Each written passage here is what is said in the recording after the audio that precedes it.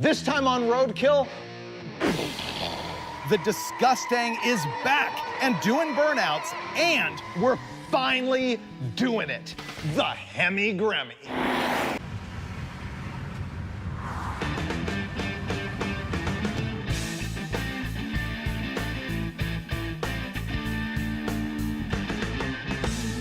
I was gonna say pigs are flying, hell is frozen, but we haven't actually accomplished it yet. Yeah, don't get cocky. I mean, we're here, but we haven't done anything. No, and we can change our minds once again on the Hemi Gremmie.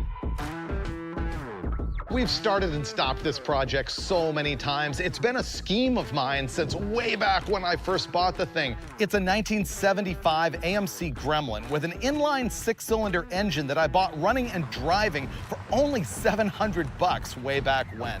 And the first time that you saw it was in the episode where we had that whole disaster with the Prius versus the Gremlin, and we ended up spinning off the road while we were flat towing the Prius with the Gremlin, and then we ended up running over the Prius with a tank. It's an epic episode, you've got to see it. And then the Gremlin was in episode 25 of Roadkill, which really tells you how long we've had this thing. The Hemi Gremmie, one of those cars you got to build because you got the name, you got the Gremmie, and you got the Hemi, which is a genuine 426 Gen 2 Hemi, by the way.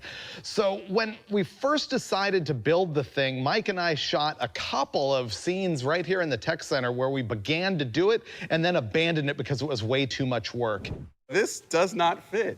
It does, but it fits rhymes. Between the shock towers. I've done it. This does not fit. And then we thought, well, we'll build it on Roadkill Garage because we can do it over more episodes than we could on Roadkill. And so it went up to Steve Dulcich's place, and he and I test fit the Hemi in it and messed around with it a little bit. I have to admit right now, this is not as good as I hoped it would be. We realized it was way too much work for that too, and honestly, Dulcich wasn't that into it. Let's call it quits early. I'm good with that. I'm out of here. Start it early. Let's go. Okay. Let's go, Big Joe. I have to confess, I kind of hate the Gremmie. And then we decided to do it for Roadkill again, and we sent it down here to the shop, and Lucky Costa from Hot Rod Garage ripped all the suspension out of it for me because the plan has always been a solid front axle and like ladder bars or a 4-link or something like that in the back. So there's two things that make it so that we're finally going to make this happen. First of all, we're going to use this 426 Hemi that I've had since about 1997 when they first came out with the Mopar Performance crate engines. I've dyno tested it recently, and it's like the weakest Hemi ever. It's got stock heads, a tiny camshaft, 9-to-1 compression. It makes about 530 horsepower. But really, this is going to be about the profiling more than about the speed. And the second thing that really is going to make this happen is we abandoned the concept of fabbing suspension onto the Gremmie and moved on to dropping the thing on a complete drag race style Model A chassis. It was custom built by my buddy Sam Strube, who did the whole chassis on my Model A hot rod, if you've seen that. It was long enough to fit a Model A, but it's been shortened to the wheelbase of the Gremlin, which is 96 inches. And what's hilarious is when it was shortened, the ladder bar and the front hairpin got really close, which is super ridiculous looking, but that's what I'm going for. This thing is a street freak, not an all-out drag car, and I want it to look ridiculous, and I want it to sit high, and that's why we've got a straight, not dropped, tube front axle on the thing. And in the back, it's got a 9-inch rear end, coilovers, panhard bar, and of course these absurd ladder bars. Right now I've got the 15x10 Kragers on the back with the N5015s. My ProTrack tires didn't show up for the front, so that's something we're gonna have to work around a little bit. So because this is just a straight frame, we're gonna be able to take the Gremlin, which is a unibody car, cut a bunch of stuff off of it, plop it on here, and my hope is that we're gonna be able to make body mounts just like a Jeep CJ7 would have. A lot of people are gonna wanna call this car a gasser because it has a solid front axle on it. It really isn't. Gassers are called that because there was a drag racing class in the NHRA and other sanctioning bodies that started in the late 50s, and it was like one step up of modification from being a stock class car. And so it was called gas, and so gassers were the cars that raced in it.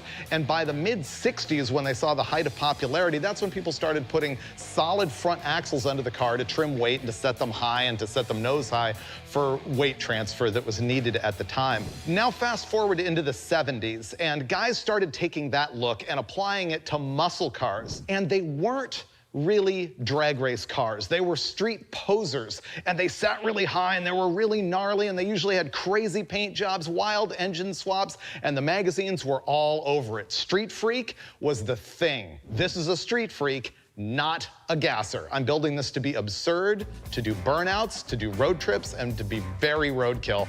I don't really care that much how fast it is on the drag strip, which is weird for me, but we're going for cosmetics this time. A Street Freak Gremlin with a Hemi is going to break the internet. Valve cover's right about there. Yeah. Yep. Yeah. For once, we are gonna make the Hemi Gremmie a reality. First, we have a blueprint. Look, there's a t-shirt right here. It basically tells you how you should build this car. And second, my friends Andrew and Matt are here. So between the four of us and having all the parts we need for once, there's no reason why we can't make this a running, driving, burnout machine. Where do we begin? Let's set on the chassis. By the way, everybody, that's Andrew, that's Matt.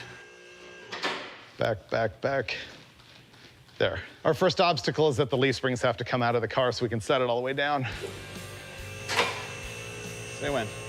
Good. We have to get the gas tank out. Falling. Now. It's free. It's already getting lighter. Got it? Let me just set your right height. You ready? Uh-huh. Boom, there it is. Done. There it is, done. Now it looks like dirt every day. Okay, if you guys just grab the front and back, I'll slide these over here. Ready? Yep. Clear?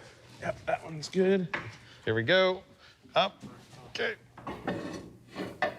Go for it. Oh, it's getting there. The whole front frame rails are gonna come out. Yeah. Where do you want the body? It needs to be lower than that. Needs to be lower? Yeah, Okay. for sure. Less freaky. Got it. That's just, yeah, not right. The first thing we have to do is get the frame rails off the Gremlin and then set it down, mark it, and just channel it over it. Body drop it. If you get it squared left to right, we can just slot the whole floor right now and then go down with it. Install it like a subframe connector. We've been bench racing this with all the guys, and there's a lot of stuff to deal with. Everything is hitting the frame at this point. We're gonna have to cut off a lot of the factory subframe situation, the sheet metal unibody that's underneath the Gremlin. And then we're also looking at the whole front end, and we're just gonna go ahead, take the fenders off and hack everything off the Gremlin from here forward and replace it with fabricated stuff. Look at all the progress. Okay, the fender is loose. There we go, one down. There you go, boom. Yay, team.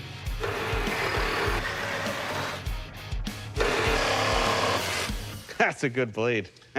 That front valance is attached to the frame, and so we had to cut it off. And now we're ready for the big hack. What else you want? Butchered. Have at it. You know, later on, you could Zeus this back together if you wanted to. Just saying.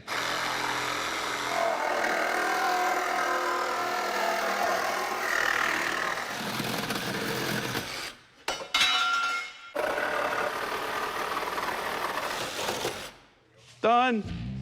Now pick it up and underside frame rails.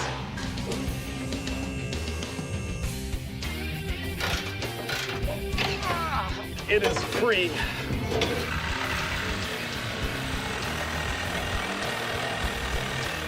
That's thick. Yeah.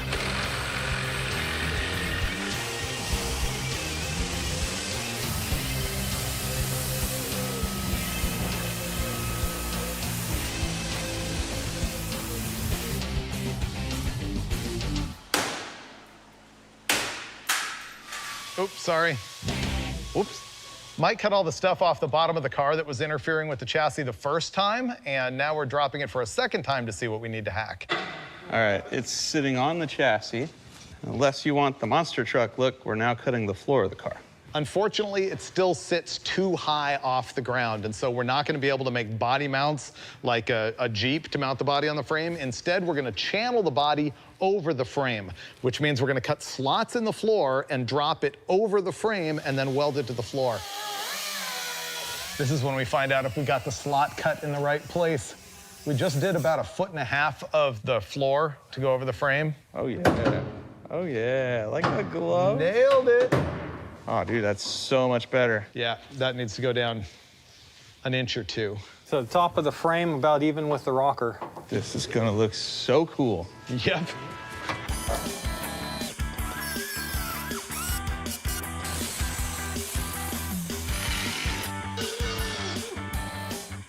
This looks good. Nice work, fellas. That was sweet. Good cut. They got it so that the frame like perfectly fits the body. There's a couple of gaps here and there, but nothing that can't be filled with weld. This is cool. I think we can get rid of this. Don't need a wiper motor when you have a Hemi. Just drive faster than the rain. That is a good-looking automobile.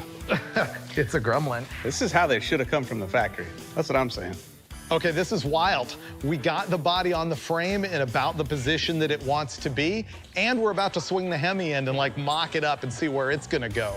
So all of the good visual pop is gonna happen like that. The motivation comes early and goes downhill from here. Wow, not bad. We're gonna lose a lot of firewall. Uh-huh. Yep. But a lot of firewalls. The great part about this is like, if you don't run a hood, it's just fender and Hemi. Dude, look at this. Uh-huh. This was like made for a Hemi. The motor's gonna get taller, so. Yeah, carburetors, air cleaners. Yeah. Just like the cartoon. Fender well headers, like there's still stuff. This is gonna have no trans tunnel and no room for your feet, and it'll be perfect. Yeah, who are we? What does it really matter? This is gonna work. Cool. All right, so body fits the chassis. Hemi apparently fits the body reasonably well. Transmission will not go in, ain't even close. So what we're gonna do right now is make a cardboard template of the bell housing, which is the widest part of the transmission at the very front of it. And then we're gonna transfer this to the firewall, let Freiburger butcher it because it's his car, and then we'll just step back and watch the mayhem.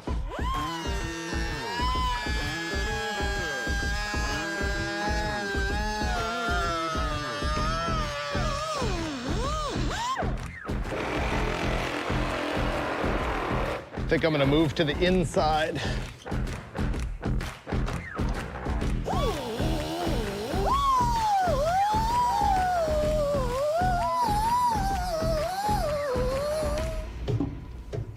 We're mounting this trans and engine so high that the center line is gonna be right about here, then drive shaft. So we're gonna have to hack a lot of tunnel. Height-wise, I did not cut that even at all. Should I push in? Yep, go for it. Fingers clear. It's like 1,500 pounds, right? My fingers under here. You want to let the jack down? We just mocked up the engine and trans in here, and wow, it takes up a lot of room. We hacked almost the whole center part of the floor out of the car. Frame horn's coming off. This was a chassis for a Model A. Well, now we're repurposing it for our Gremlin, and it's too short. So what we've done is cut the front frame horns off, and we did that because the Hemi's gonna sit right about here, and all we're gonna do is extend the chassis forward with these pieces. Then we're gonna triangulate it probably here with a 45-degree piece of this welded from there to there.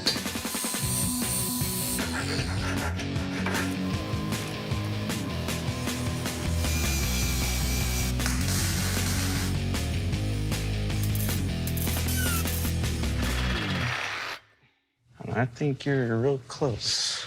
Probably more angle than you want. The trans could probably come up. Oh, yeah, definitely. We have a dozen things going on at the same time because we don't have parts to finish anything. So Andrew's making a transmission cross-member bracket. Mike's working on the motor mounts that we can't finish because we haven't moved the steering box and we don't have a bushing. So now Matt and I are gonna be making a fender support. So we're gonna use some of this 3/4 square tubing and line it up with the flange of the fender. Then, of course, we'll be making a whole structure for the radiator and everything else. This is a plasma cutter. It's amazing. And I'm gonna use it to cut right through this 3/16" plate to make a plate that'll bolt to the engine block that the other guys can turn into motor mounts. Look how far above the fender the valve covers are. I love this. That part's great. I would never put a hood on this. It needs no hood from here back. Yeah, that's way too good. It just needs this for decoration. Yeah, I'm in love. Yeah. I have similar feelings that I have for the Rotson. And this hasn't even disappointed me yet. That's good. It will. You know, it can only get better for me. So to continue this, we have to make an entire frame that's going to support the fenders and the radiator. So we got to figure out how wide the hood is and set that distance, and then we'll probably put a cross rod, some diagonals, and then some verticals to mount the radiator to. We are at 44 5/8. My fender appears to be aligned. We got a lot done today. We got most of the floor cut out of the car where the transmission goes. We got the fenders temporarily hung. We got the engine dangling with no motor mounts. Right now, I'm gonna knock all the paint off of the floor where it surrounds the frame rails, where they protrude, so that we can finally weld the body of the car to the chassis, locking this in, which enables us then to finalize all those things up front that I talked about that we really haven't finished. Right now, I'm gonna make a big mess.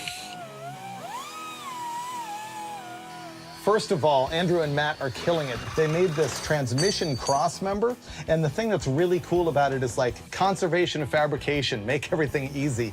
They've drilled holes into the brackets that already hold the ladder bars, and that's gonna mount right here to the trans cross member, and we didn't have to fabricate more brackets. We had an initial plan to slice the body over the frame and weld the body to the frame, but then we keep having to remove sheet metal to clear the transmission and other things, and so total change of plan. This part, bye-bye. We're gonna end up removing the tunnel all the way back to this rear seat line right here. We're gonna take this part out too. I think we're only gonna keep the footwells. We're gonna fabricate some stringers that go from the frame all the way out and attach to the rocker panel. We think that's gonna be a much more secure way to hold the frame. Meanwhile, the guys are in the back making brackets off the back of the frame that are gonna go up to the subframe that's still left on the Gremlin body to hold the back. And in the front, Finnegan is making little brackets that are gonna weld from the frame directly to the firewall. So we're gonna have 4 points of contact on each side. Firewall, 2 stringers, and at the way back. So that's sort of how we're constructing, deconstructing, and reconstructing all at the same time.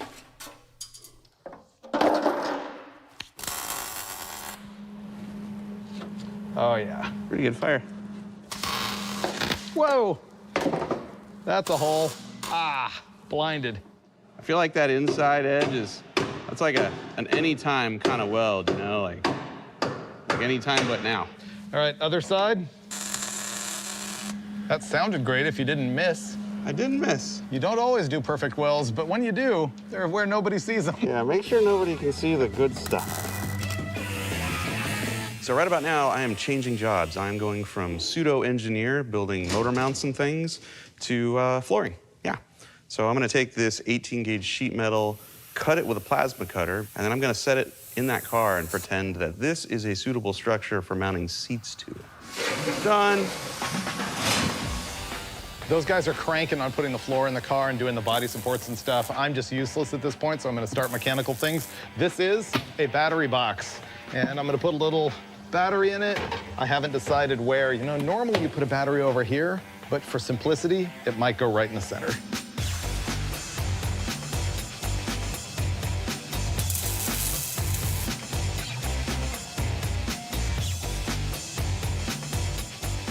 This is the passenger side floor pan. What we did here is drilled a whole lot of holes in it so that we could plug weld it directly to the frame rail, to the rockers, and to a squirrel cage we made out of 3/4-inch rectangular steel tubing. Right there.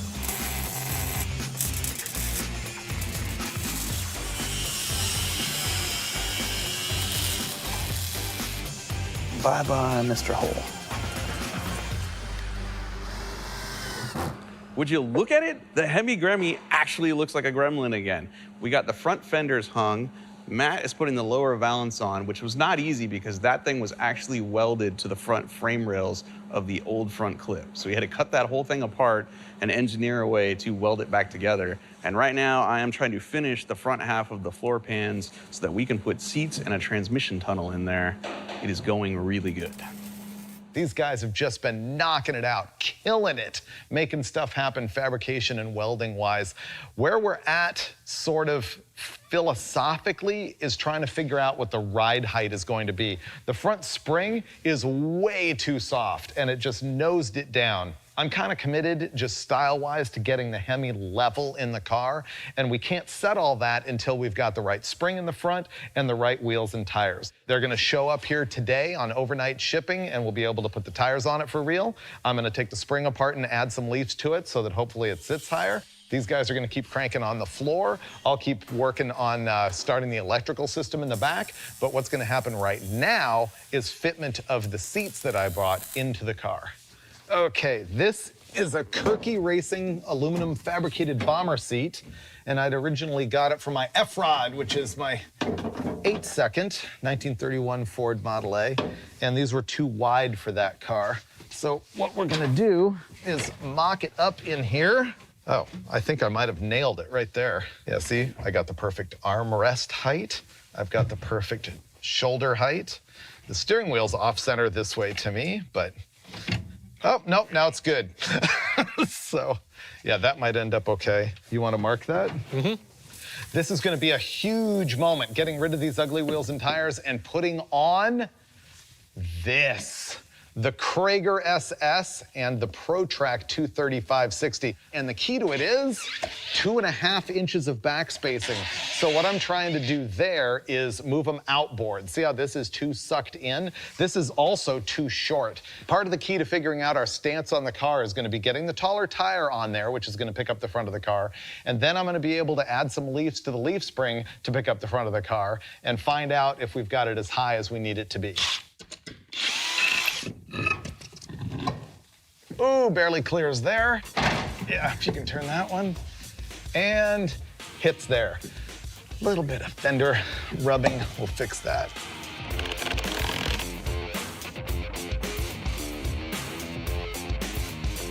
Here we go, taller tires. Yeah.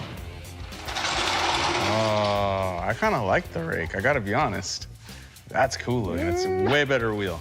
You might be right. The wheel definitely saves it because that axle was too narrow. It's still a little too narrow, but I don't know, dude. I can live with it. We might be good just with some extra springs because right now the engine is mashing that spring flat. Yeah. It's dead. Street freak! Look at the Hemi. Yeah, dude. Oh, tomorrow I got to bring the tunnel ram and carbs. Yeah. Yes. Anytime your distributor sticks out of your hood, It's really good. you know you got the engine placement. Perfect. Just right. Personally, I have no illusions about the Hemi Gremmie actually running. I am excited to see it in its final form, which will be complete tunnel ram, dual Holley double pumpers, maybe this much of a hood cut up and installed. And look, motor mounts. Matt and Andrew built these. The Hemi is now firmly locked into the Gremmie. I think we could probably knock out the trans tunnel today. This is basically what we're gonna be having rolling down the road at some point in the near future. So right now, I'm going to jump on cutting that barrel up and turning it into a trans tunnel. I believe Freiburger is putting the third member in the 9-inch, and as a team, we're gonna keep on trucking.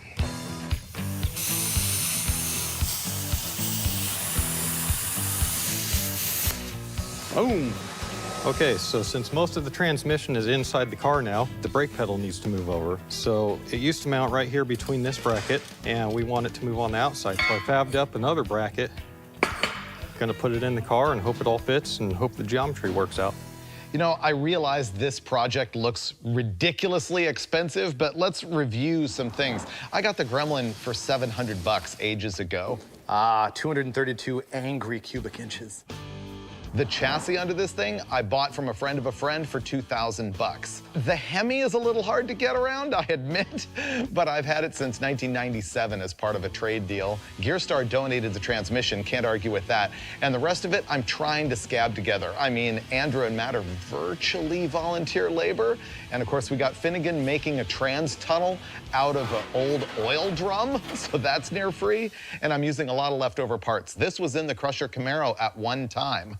And it is a wave track, which is a limited slip with a 350 gear. And the reason I'm using it is because it's 35 spline, which is a larger axle shaft diameter than you would normally get from a Ford 9-inch. Like stock ones are 28 or 31, so this is beefier. And my buddy Sam had axles that would work. And so I bought those for $200. So it's kind of cheap. So you might guffaw at me trying to say it's a low buck project, but I would say it's as low buck as I can manage to throw it together. Ugh, that is not light. 15 by 10 and 50-15. See what I did there for that cool camera shot?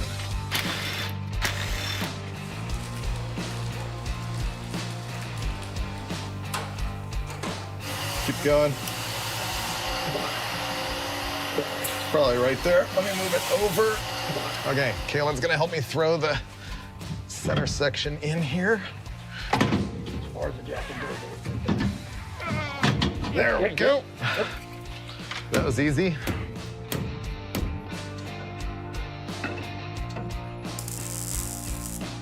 Remember my whole perfectionism about the front ride height? Well, now's the time we're finally gonna deal with it. The leaf spring I ordered came in, so we're gonna try and swap it in there and see what it does. If it doesn't get us where we need to be, then we'll start mixing and matching individual leaves to make our own spring pack.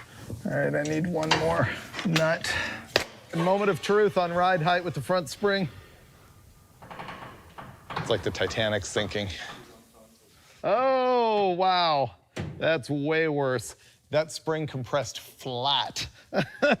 Well, we messed around with the front suspension, and unfortunately, we're not gonna be able to get there from here. We're gonna have to either convert to coilovers or parallel leafs or something, because that transverse leaf spring just cannot handle the weight of the Hemi hanging over the front like that. So we're giving up, and we're going to cosmetics. We're gonna cut the hole in the hood, get that just right, and then move on to carburetors and stuff on the tunnel ram. So we're doing fun stuff instead of critical stuff. Watch the paint. So we've got the hole that we want to cut in the hood all plotted out on it after lots of measuring on my part, so that it'll be my fault when it's wrong. And what he's doing with the hole saw is drilling at each corner. We first put a little pilot hole in, and then he's hole sawing it so that when we're done cutting out the edges, we've got a nice rounded shape on the corner. It'll be cool.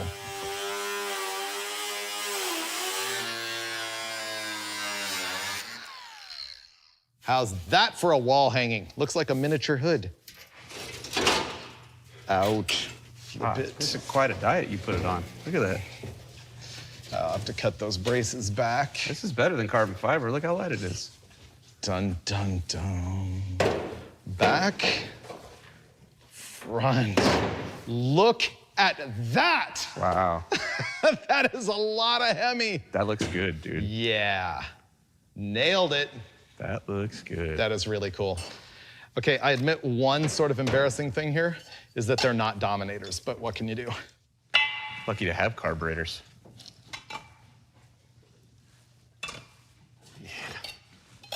There you go. That's what you get with the Hemi Gremmie. Dude.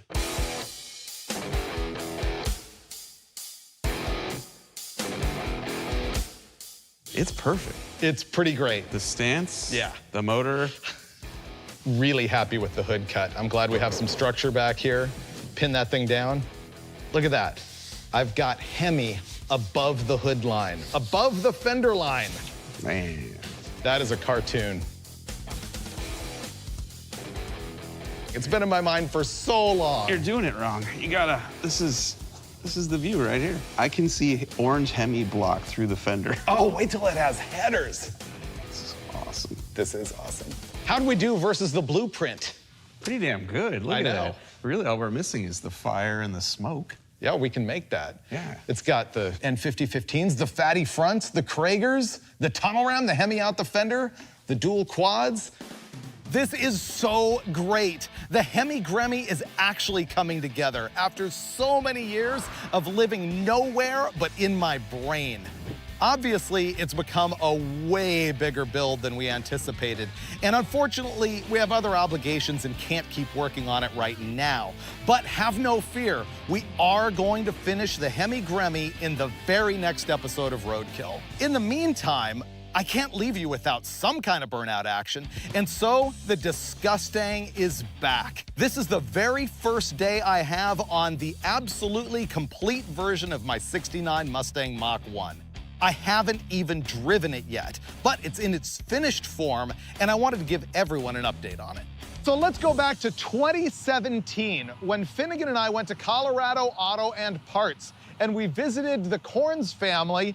and came up with this car that had been sitting outside in their junkyard since 1980 or 81. So do the math. That's like, give or take, 35 years in a junkyard. And it's called the Disgustang because it was filled with poop, like large human-appearing poo. It was really, really bad. So we got it running. We did some donuts around the wrecking yard, and that was a lot of fun.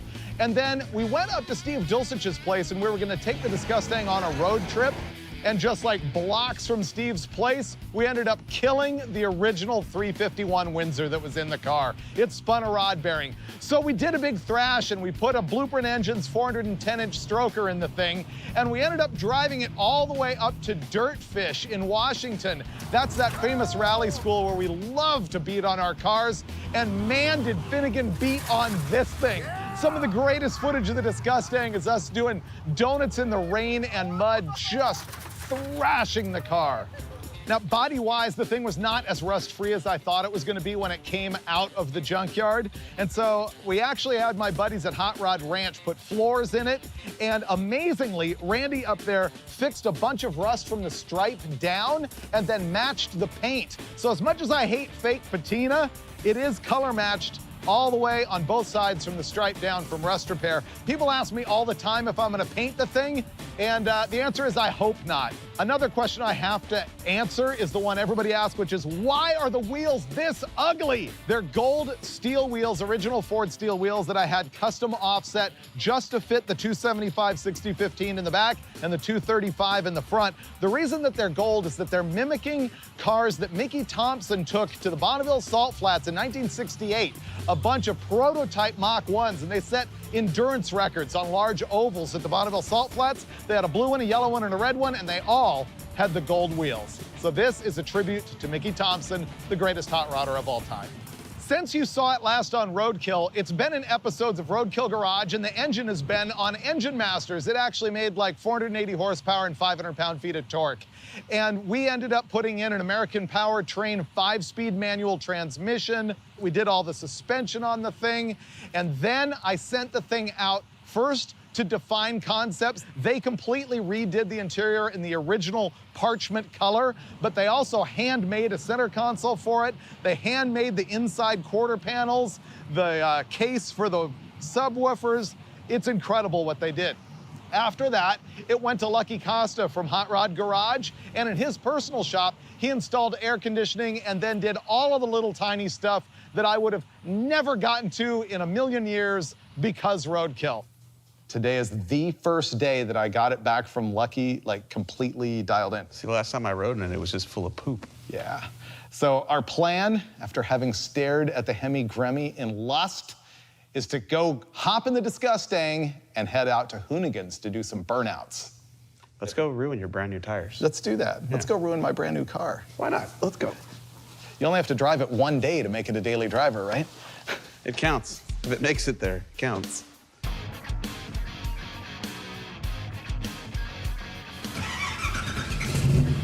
So yeah, this is gonna be the first time I've driven it with all these accoutrements, meaning stuff. My goodness, this is not the same car. Not a bit. Like, there's no squeaks, there's no rattles, there's no rat turds. Raccoon poop, You got subwoofers. all that. Wow, I like it. I really dig the dash. It's the Dakota Digital one that looks kind of like factory gauges. Oh yeah.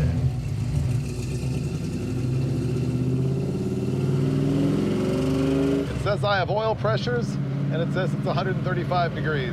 That's way better than it was the last time we drove this car. Yeah, we did a lot to it. I mean, every nut and bolt on the whole car is brand new. Yeah, I'm not inhaling fumes through the floorboards anymore. And you have a seat belt. I have a seatbelt this time. That's a new trans even, right? It didn't have a stick in it the last time, did it? No, American Powertrain 5-speed, not 6. So Lucky installed the taillights for me, which are LEDs, and they have a switch on them where you can either make them with the sequential blink, blink, blink, blink, I blink, like blink, that. or solid. And I was like, no disco. I want just regular solid light. I don't like the sequential. I like the sequential. It's disco. Ah, it's churching it up. I like it. Ah, I hear my bad lifter.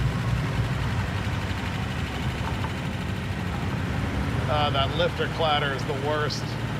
Oh, I hope that lifter doesn't break while we're doing this. Oh, this is the worst it's ever done it.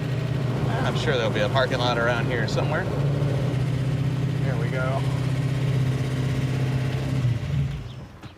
Okay, well, we've already got a bummer. It's idling at 2,000 RPM. It's got no throttle return spring, massive vacuum leak, and aside from that, it has got a lifter that is making a ton of noise. Unfortunately, it started doing that as soon as I put it in the car, and it hasn't healed. It didn't do that until it got hot, and, Right. and until the lifter started really making noise. Yeah.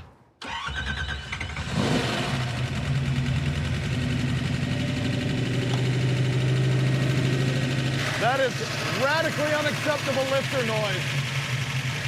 The cable is not letting it go all the way. I'm way more concerned about that lifter. That's gonna fail. Well, I don't know what to do about that at the side of the road. Well, I guess we go do burnouts and hope I don't blow it out. I got it to idle slower, but it looks like something in the intake is catching on a throttle blade and is not letting the throttle go all the way back to zero. But my far bigger concern is that thing makes a lot of lifter noise. Well, I guess I'm going to Hoonigan and hoping for the best. What do they say? Just ain't care? Ain't care? Something like that. It could be worse.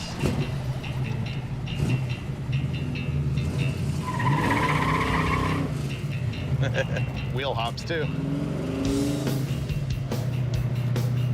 Yeah, now it's not doing it. Cool. Well, I suppose it had to continue being roadkill one way or another. Always does. Doesn't matter how nice the car is.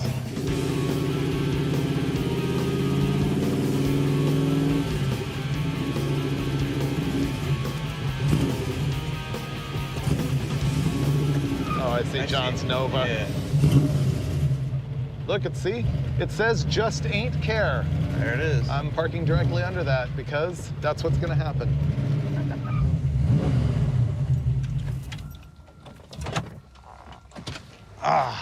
We made it. On 7.5 cylinders. Yeah. Better than most, though. Think it does burnouts on 7.5 because just ain't care. Yeah. So our friends at the Hoonigans recently moved to a location where they could do burnouts, which means we could do burnouts. Dude, this is the spot. This is perfect for burnouts. This is the brand new Hoonigan Empire in Compton, California, and they got more space than they used to in Long Beach, and they're letting us use it to break in or perhaps break the disgusting. I believe they've only been here for 2 weeks, and look how many tire tracks there are already here. Oh, these guys, they know how to party on the tire destruction, that's for sure. It's your job to make it worse. Just go get the car. Well, the problem is, on the way over here, a lifter collapsed. It's making a lot of clattering noise. It's a hydraulic roller lifter. They've been failing a lot lately, and this one did. So I gotta tear it apart. The question is, will I break it doing burnouts here at Hoonigan? Well, I think you know the answer. So I guess we'll fire it up and find out if I'm gonna embarrass myself or run the thing into a shipping container back there as I put the rubber down in the burn yard. Why am I doing this to my brand new car? I only have one question right now, and it's, will the peer pressure of being in the most famous burnout spot in the world influence his right foot when he comes through here in the disgusting? I think it will. Let's see. Oh, there's a Corvette right there. Careful.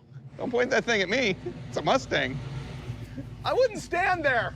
Oh, you pointed a Mustang at me. I ran. Well, that's what I mean, run. Oh.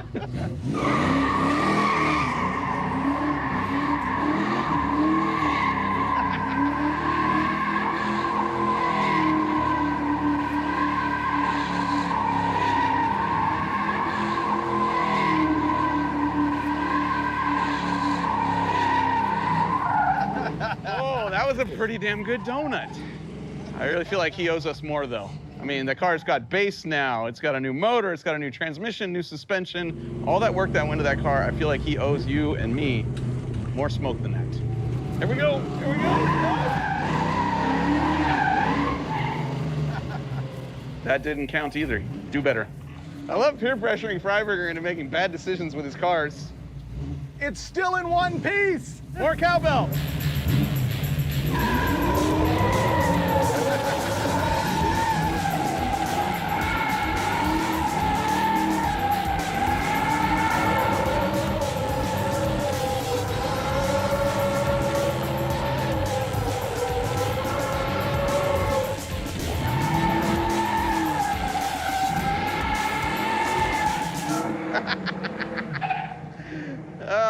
You know, it makes all the right noises, but there's just not a lot of tire smoke there. Wow, taking a beating. It's still not overheating or anything. Wow, there's the Finnegan scumbug right there. I really feel like second gear's not the move. It needs third gear, more wheel speed. Will his clutch handle it? Can I peer pressure him into doing that? This is sacred hallowed ground right here. There needs to be more smoke. Go for third gear.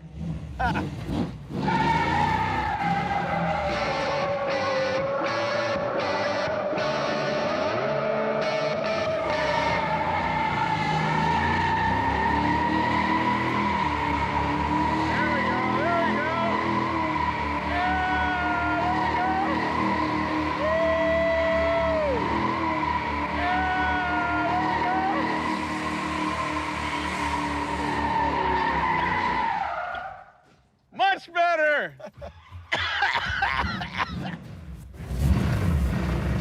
I think I broke the lifter.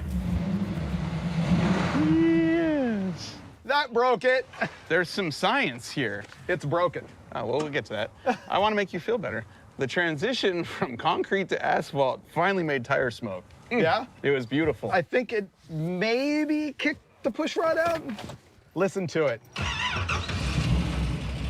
Sounds the same. Yeah, it was pinging. The RPM was really low when it was pinging. It was almost not running when it was pinging. Hear that? That sounds bad. That's bad.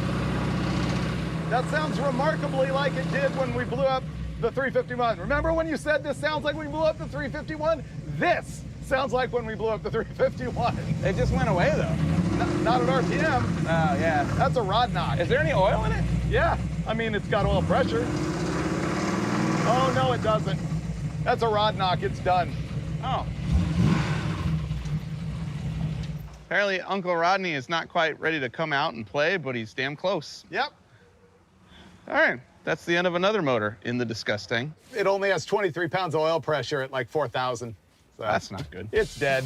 I just ain't carried it into oblivion. Thanks for watching Roadkill. Well, that was the ultimate because roadkill. Explain to me how this engine has taken an absolute beating and never failed.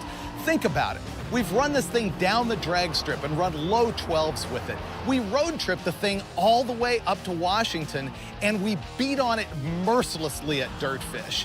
But then all of a sudden you take it to Hoonigan and you get peer pressured into a million donuts and the junk blows up. It's got a bad rod knock. Everyone's been asking, don't you have a road race pan on this thing? Yes, I do.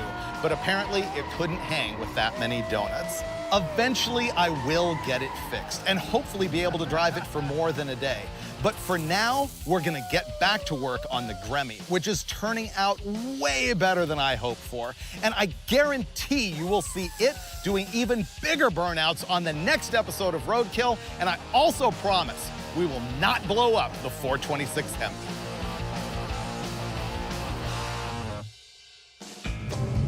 I shouldn't have stepped on the parking brake. It's stuck. Okay, we have a problem. I made the mistake of stepping on my parking brake and it is now stuck and I can't get it up. Everybody cut, everybody cut. What do you need, David? You need tool? Give me a second to fiddle with it. Copy. Fiddling. Okay. Okay, handled. Copy. Stand by. Getting in position again. Guess my parking brake needs a little lube. Roadkill. This time on Roadkill, we're building Freiburger's dream car, the Hemi Gremmie.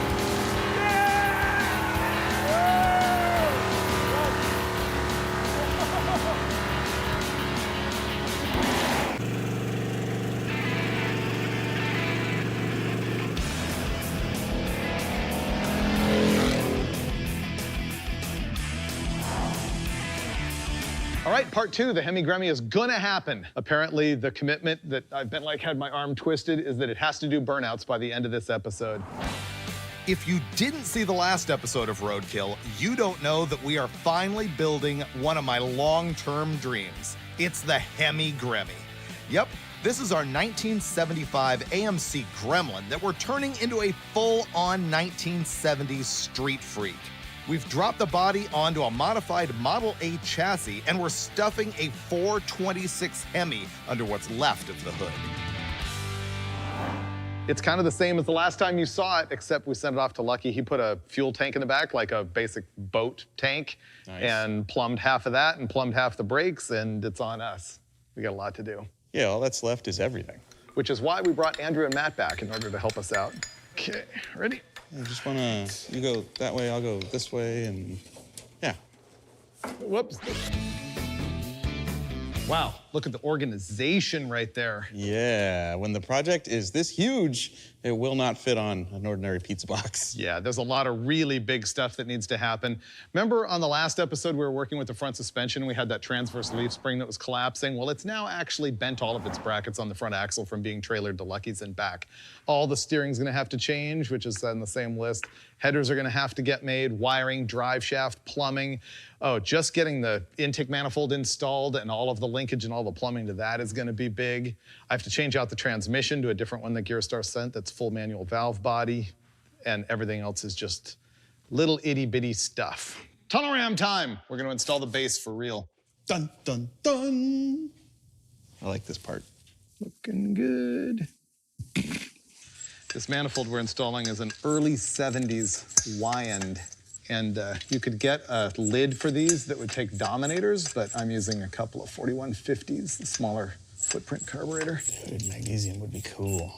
One of the things about these Hemi manifolds and also about Windsor Fords is because the angle of the manifold sits like this, but the bolts are straight up and down, you have to like tighten them really, really carefully, and you have to go around and around and around and around in circles. Just when you think they're all tight, go around again. All right, let's tear the front suspension off. We're gonna touch the ground. The first suspension I tried on this thing was a transverse leaf spring, which is like old school street roddy kind of stuff. It's like original Model A stuff. And unfortunately, we didn't calculate that the Hemi was gonna be this heavy and this far forward of the axle, and there's just no way that it's ever going to work. So we're gonna end up taking the entire front axle out of this and the transverse leaf spring and these hairpins that locate the front end, and we're gonna replace it all with another straight axle and some leaf springs, parallel leafs, just like a 4x4. The thing is, with the transverse leaf, you need these hairpins to locate the axle, whereas the leaf springs themselves locate the axle both, you know, this way and this way and this way. So it's a much simpler setup. It also distributes the weight over 4 points on the frame instead of having 1 point in the middle just riding on the axle on these brackets, which, by the way, have already bent. So we're just gonna get all this stuff out of here. All we have to do is take off the spring from the middle and take these off, and the whole junk comes out. Yeah. There we go. Boom. Easy.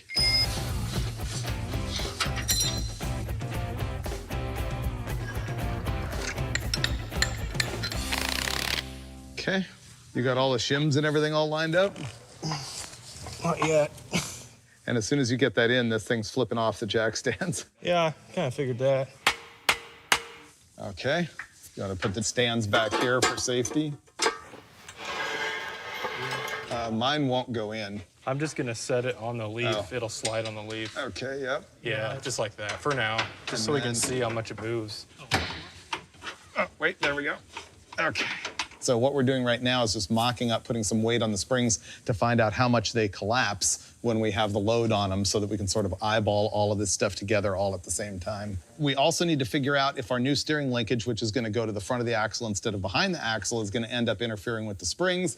And we also need to guesstimate the steering angle and make sure that the tires aren't hitting the springs where we wanna mount them outboard of the frame. Boy, there's a lot of stuff to consider on like the simplest suspension ever, but we'll get it slowly. Oh yeah. Spring's getting longer.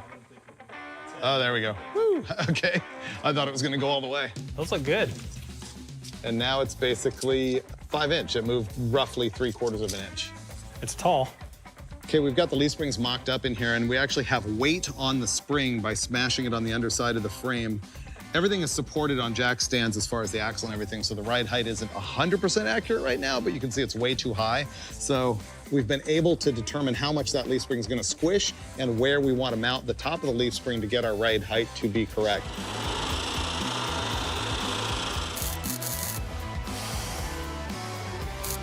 Okay, Matt just mocked up these outriggers that are hanging the leaf spring, and we have the full weight on the car, and the stance is actually really good. So I think instead of doing more measuring and thinking and figuring and squaring, we're just gonna weld it in because that's always the best answer. So he's gonna zap, and then we have to start worrying about shocks and steering box and steering column and all that stuff. Now that the leaf springs are hung, we've got the axle centered this way in the vehicle just by taking a bunch of measurements, and now we're setting the caster angle. So if you're looking dead into the side of the car like that, this is the kingpin. You want it angled back like that. That's caster. It's kind of like if you have a shopping cart and one of the front wheels is like wobbling all around, it doesn't have enough caster. If you lay it back just the right amount, it'll go in a straight line. So it's the same thing with front end alignment. So I think we're trying to eyeball about 8 degrees into it. Unfortunately, there's not a real flat spot to measure with a digital angle finder, so this is going to be a little bit of eyeballing.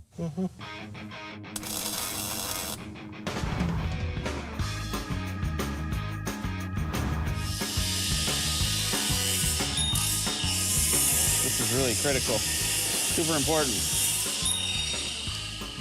It's not as sexy as making sparks, but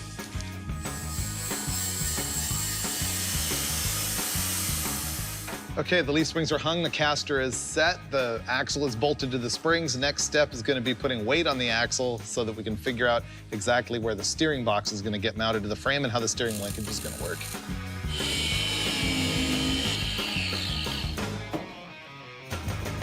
I gotta say, we are killing it. So much has been accomplished today, and we are this close to having a complete front suspension and steering system if it weren't for the fact that we're missing shocks and pieces of the steering system. However, I am about to cut this shaft right here, which means we can then connect our steering wheel to our steering box, which means we can turn it. Beautiful. You'll note that the lid of this thing actually does have a little bit of a wedge shape to it.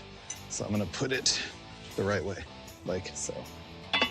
You'll note that I don't know what I'm doing, so I'm just gonna install this.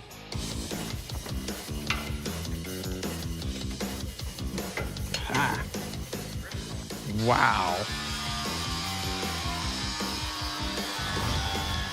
Things are progressing fast. The front suspension's together. Those guys got steering happening. Last night I got the tunnel ram installed and now carburetors. I really wanted Dominators on this thing just because they look right, but this engine is tame. It's low compression, has a tiny camshaft. It only makes about 525 horsepower. So we're gonna put a couple of Holley HP 750s on there, but it was critical that I get the old gold kind. I couldn't have the new silver kind. So I'm gonna bolt those up and then start the very daunting task of figuring out the tunnel ram throttle linkage. No matter how much you align the carb gasket, it's always wrong. These two and these two are together. Right, that's what freaked me out initially.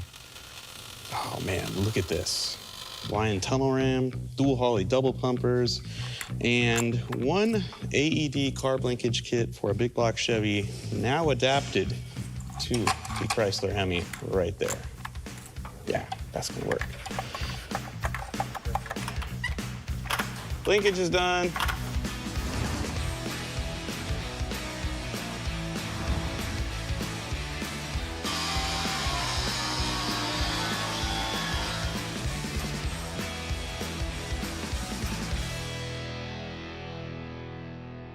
Would you believe that in the year 2021, still nobody makes headers to put a Hemi and a Gremlin off the shelf? We gotta build them ourselves. That's what we're gonna do here. We have a kit from Hedman Headers that includes mandrel bent tubing. This is a 90-degree bend. We also have, I think that's 120 degrees.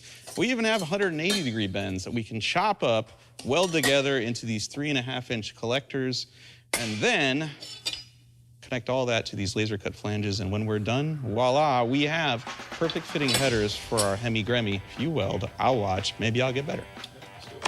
Okay. Oh, I'm so much better than I was 8 seconds ago. Well, pretty much they don't need me here anymore. Gotta be honest. He's that much better. We're almost done putting our header together from our kit that we have. It had plenty of all kinds of different bins that we needed. In fact, we have a bunch left over. All we really had to do was form the tubes into the header flanges, the primary tubes, for a rectangle hole. Yeah, it's going pretty good. I just have one tube left on this side. Mike's welding up his side, and we'll be done.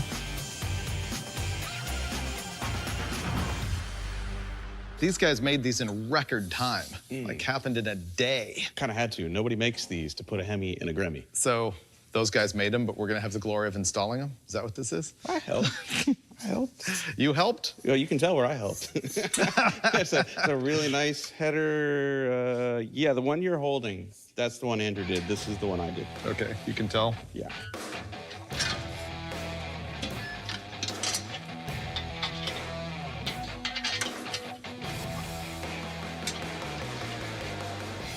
Cool. Almost matching the blueprint. See? Fire. That's a huge piece of the puzzle done. Yep, that was big. I'll start wiring. Here's a tech tip for you guys that gotta wire your own hot rod at home. I need to butt splice 2 wires together here. And this is your average everyday butt splice that you get from the auto parts store. And they work good. You put that in there, crimp it, and it's together, right? It's strong and it's good, but it's not the best way to insulate the joint. What you really want to do, if you care, is get a non-insulated butt splice, which looks like that. Put your 2 wires in there, crimp it together, and then slide a piece of shrink tubing over the whole thing. When you heat that up, it will insulate this really well. However, that non-insulated butt splice connection is hard to find, right? Most auto parts stores don't carry them, they carry these. But did you know there's a non-insulated butt splice hidden inside of this? All I do is use a screwdriver, put that in there, tap it again until it's out, and voila, you have a free, mostly, non-insulated butt splice. Here at Roadkill, we'll show you all kinds of ways to do things wrong, and then we'll just show you one god-awful way to do something right. You don't focus on that it's held here to here with electrical tape. You focus on Finnegan put a fuse on it.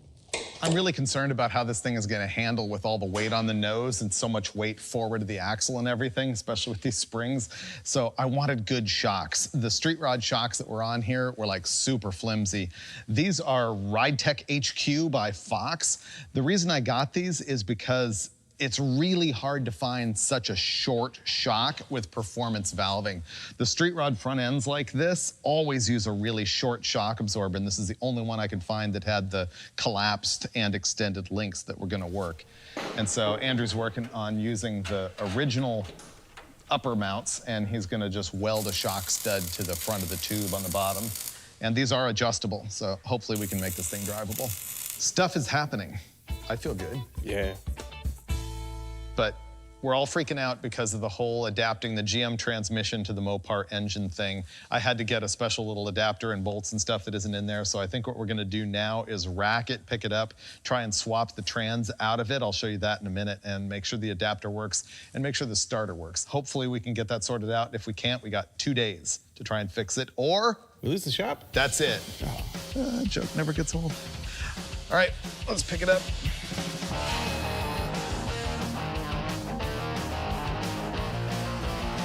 Now it comes time to fiddle around with the transmission. Here's what we got going. I have 2 Gearstar 4L80E transmissions. We had one mocked up in there, but unfortunately it was all electronic and it requires a computer to control it, and I wanted the Gremie to be simple. And so this new one is full manual valve body, so it's gonna be much more violent. However, if you're gonna go full manual on your 4L80, you need to use a non-lockup converter. So that's something to pay attention to. So we also have a different torque converter. Now, the problem that we're running into here is that we're trying to adapt that 4L80 Chevy transmission to the back of a Mopar engine. There's parts you can buy to do this. Gearstar set me up with this Reed aftermarket bell housing. So you cut the stock bell housing off right here, and then you put on this adapter ring, and then you can use this bell housing. Then you have to go to a company called ATI and buy a couple more things. This is a Chevrolet style flex plate. The reason you need to use that is because a Mopar torque converter has the ring gear on the torque converter, and you need to have the ring gear on the flex plate to make this work. Second thing you need is this ATI little adapter and special bolts for it, because that changes, well, first of all, it sets the spacing correct, and it also changes it so that the snout of the GM converter will center and locate in the back of the Mopar crank. Long story short, our torque converter isn't going to fit with our whole arrangement here, so we're gonna have to make our own 1/4-inch aluminum spacer in order to fill that gap. So kind of a big hassle. While we're waiting for all of that, I'm messing around with the shifter. I went straight to the Hot Rod Garage shelf and stole from them a B&M Street Bandit, which is a little bit more zoomy in ability than I was hoping for, but it's gonna function. I think we're actually gonna hear this garbage run today. Those guys are bleeding brakes. Mike's cleaning up. I'm gonna start making a switch panel so I can finish the electrical job.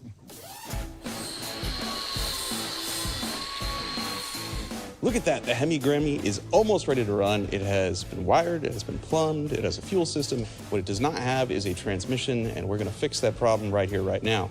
We finally have our 1/4-inch thick 6061 piece of aluminum. This will become our spacer. We're gonna use our bell housing as a template. All we're gonna do is take a Sharpie, trace the bell housing onto the aluminum, cut that all out, and then, we need to figure out how to precisely, or as precisely as we can here on Roadkill, transfer the bolt pattern from the bell housing to the aluminum. Now, they make a nifty tool called a transfer point or transfer punch. Well, we don't have those. So I'm gonna show you how to make your own using just bolts you have laying around the shop and a few simple tools. Everything that clamps the trans to the motor takes a 7/16 bolt. The dowel pins, which are really what takes the torque of the motor and transfers it to the transmission, that's a 1/2-inch bolt. And then you come over here to this side, where the starter bolts, that's a 3/8 bolt. So we gotta do this 3 times. Step 1 is to cut the head off the bolt. Let's do this the ghetto fabulous way. Power drill. I suggest you use someone else's drill, not your own. Get yourself a zip tie so that you can activate the trigger remotely. This is high-tech stuff. You know, it's adjustable. 3 clicks, pretty good speed. We're gonna go 4. We're gonna step it up this time because we're in a hurry. We gotta build this car.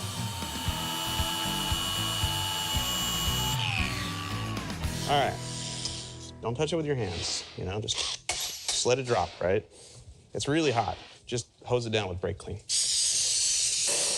We have 3 perfectly good transfer points for fixing that bell housing pattern in that aluminum. Let's go do that. Boom.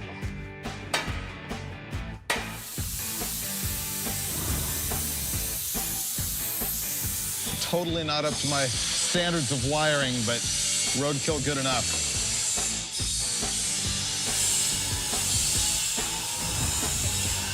Okay, more difficulties here. You know when you install a torque converter, you get it all the way seated in the transmission, and then there's supposed to be like an 1/8 to 3/16 of an inch space between the flex plate and the converter, and you pull it forward? Well, that's the problem we're having. We've got no space to do that. We bottom our converter all the way in there, and it's bound up in between the transmission and the flex plate. See, the deal is we've got our old converter for our computer-controlled transmission, which is lockup, and then we've got a non-lockup converter. They're different depths inside. You do this, that one's 7 inches. That one's 6 3/4 inches. So the stick out is a 1/4 inch more, which ends up in a bind. And so Finnegan already made that cool aluminum spacer that's a 1/4 inch thick to move the bell housing out because of that aftermarket Reed bell housing.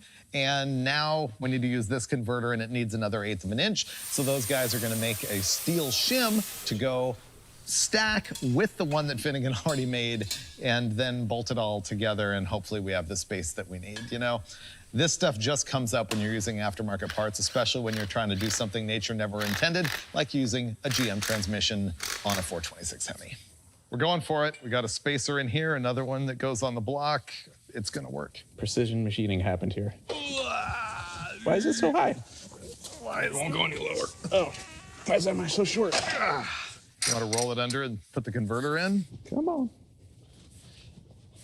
I'm excited about my full manual valve body. Thing's gonna bang. Muscle truck is great with full manual. The Gremlin will be better. That's it, right? I hear clunking. Please work. This is the right trans, right? Because there's 2 of them. Yeah. Okay, up. It's gonna, there we go. The snout is in. Now we need to tilt. This side needs to. Okay, we're on. Stop. Oh, it's really gonna happen finally. It's really gonna happen finally. Oh. Next fail. The snout's keeping it from pulling forward. It's either hitting those bolts or it's bottoming the snout, one or the other. Okay, coming back out. The torque converter is hitting the bolts that are holding the flex plate to the back of the crankshaft now. Whoa, pouring ATF all over myself. Awesome. We got the transmission all the way up in there and seated against the back of the bell housing, and unfortunately the converter wouldn't slide forward because it's hitting the bolts in the back of the crankshaft, so now we're solving that. There you go. Assemble. Andrew ground a corner off every flex plate bolt, took a lip off the converter, and we think we have our clearance now. Here we go again. Up, up. There we go. All right, that gets bolts in. Once we got it squared, the converter turns freely, and we've got about an 1/8 or 3/16 of pull forward. We did it. Now that the transmission is 3/8 of an inch further rearward since we measured the drive shaft, we're gonna find out if that sucker fits and if it hits this, which I think it doesn't. I'm gonna go cross off drive shaft. And trans install. Spacer handled. Is the starter fully installed? Yeah. Yes. So we're putting our seatbelts in, and since it's a bunch of flimsy sheet metal on the floor here now, to do it safely, we're gonna weld in a couple pieces of flat steel across the floor here, and then we can bolt our seatbelts to that. This guy goes around here. I just routed it differently than I planned, so I'm not sure it's gonna fit. I'm about to get weld spatter down my back, aren't I?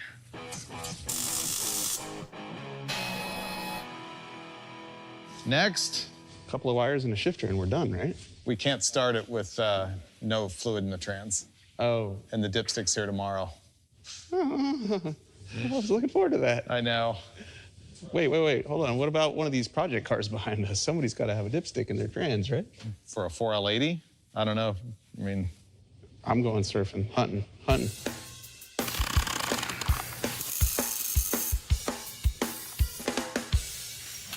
Found it. Stole it? Yep. Good. I hope it was Hot Rod Garage's. Thanks, fellas. Appreciate it. We're gonna have to cut more floor. Is it in the ballpark? Not even close. We have to cut the floor. I'm hacking more room in the firewall for a transmission dipstick tube. Look at all that comfort room I gave you. You might have to cut the bell housing bracket off of it since it's for a Chevy.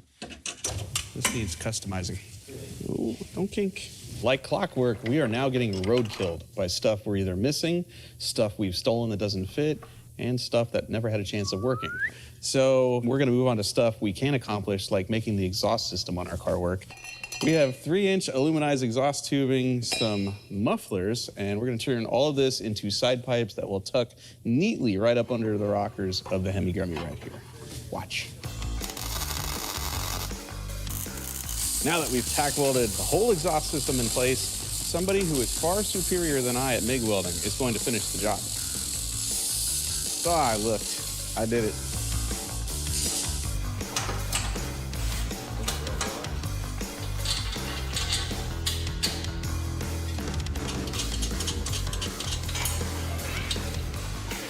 What began life as an oil drum is now about to become our transmission tunnel cover for the Hemi Gremmie, thanks to a whole lot of cutting and welding and grinding.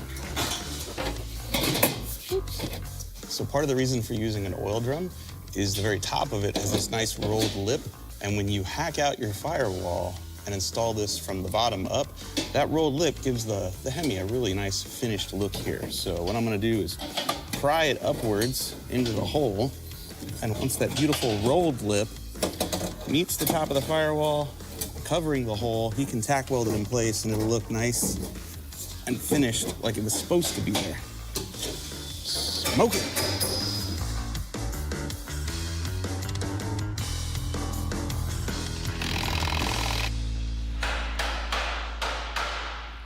Remember all of that spacing the transmission back for the torque converter? Well, it made the drive shaft dangerously short, so we'd had 1/2 inch taken out of it.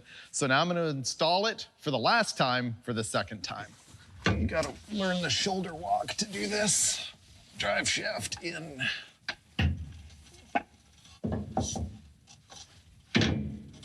That's a bam. Way better. You know, the problem with a drive shaft that's too long is with some rear suspension designs, when it compresses, it'll move the drive shaft forward into the transmission. And if it like punts the transmission, if the drive shaft bottoms on the main shaft, it can cause a lot of problems. Yay, front end. It's gonna look like a car again. When this falls out during the drive, I will chuckle. Boom.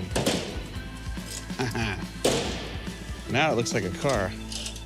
Exactly like the blueprint on the back of the t-shirt. It's not often that a car comes together perfectly with your vision, but this one has. This one is to scale. It's really good. It is to scale, exactly. It's like a big Hot Wheels toy. Now's a good time to point out, once again, this thing is a street freak. It's not a drag car. It's not a gasser. It is a cruiser and burnout machine.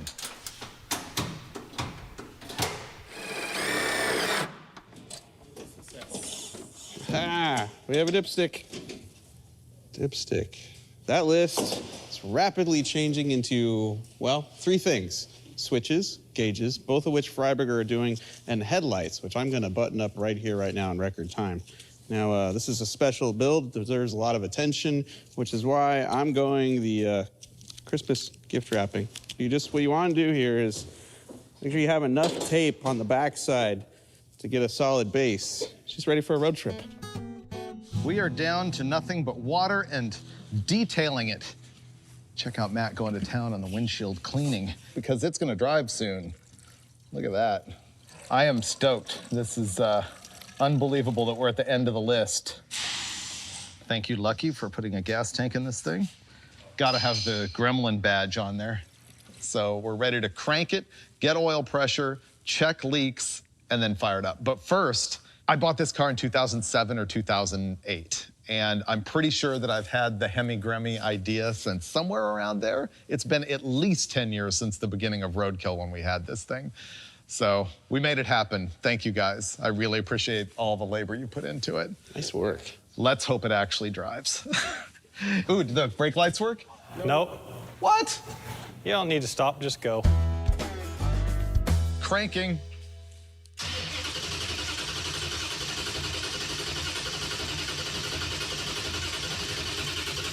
That's bad. We got fuel. You have fuel in the squirters? Yep. Okay, plug it in. I'll fire it up and watch the oil pressure. Okay. All right, this is gonna be it. Did you plug in the distributor? I did. Should run. Get after it. Water pump, ignition, start.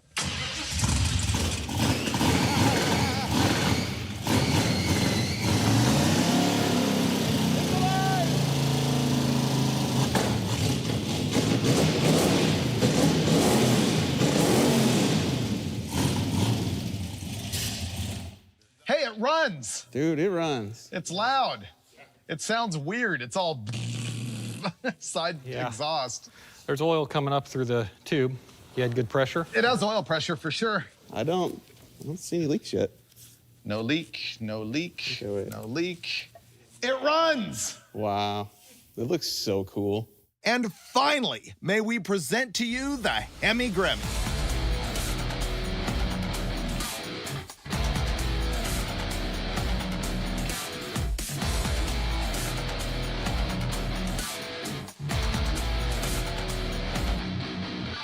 It's gonna be so much fun to watch Andrew get in. I'm getting in through the back window. How's the leg room? Oh, it's perfect. I'd be able to watch this. Bam. That's messed up. You should have let Andrew Just get hang in a first. foot out the window. Yeah, you're gonna have to get my leg here. Let me see if I can get a foot over here. I've been in the back of a Volkswagen. Wow, that's uncomfortable. Hey, if you turn your foot. There you go. There, we're in. I'm in your lap. I can't believe we have seatbelts. Lucky you.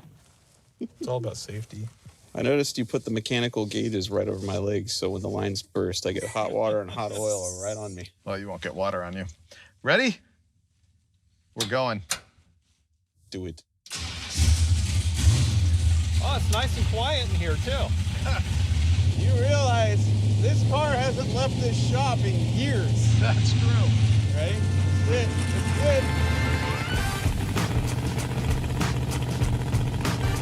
And the Gremmie sees the light of day.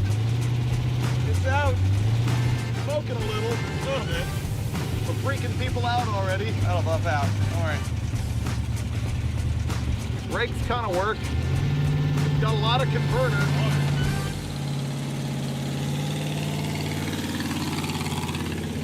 Wow, we're driving it. Yes, we are. Boom. Nice work, fellas. Boom. Boom. And brakes. It seems like it rides okay. It's not bad with, 400 pounds in the back.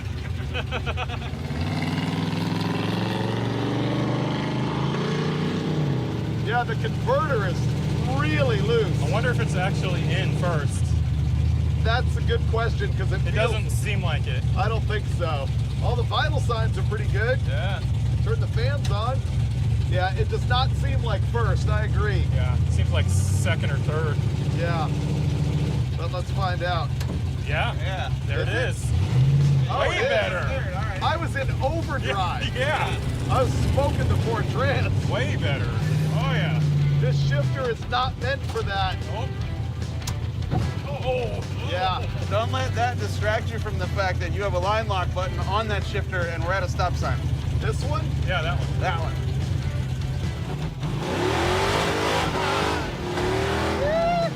Yes, it works.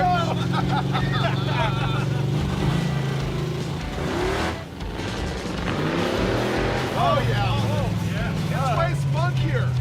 I had no idea. Take it out of overdrive. It's great. Yeah. Turning radius is not as bad as it could be. Not bad. Not bad. Not bad. It's doable. We're so high off the ground. This is so weird. I know. It's like a monster truck. Yeah. All right, ready for road trip? Yeah.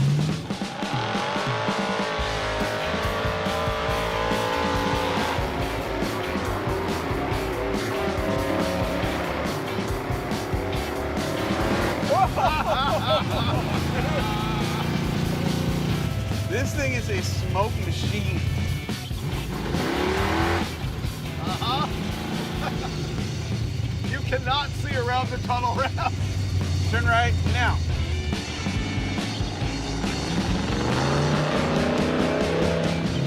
It rides okay. Yeah, not bad. How's the temperature and stuff? Good. It's not smoking. You did lift your Gremlin, so don't be greedy. Yeehaw! Success. It drives. I Huge think win. That's the most successful test drive we've ever had leaving this shop. That's because they built the car for us. Touché. All right, you guys are stuck back there. We'll see you in Now we the have to morning. get out. Yeah. Good luck with that. Good All luck. right. Have fun. All right. See you guys later.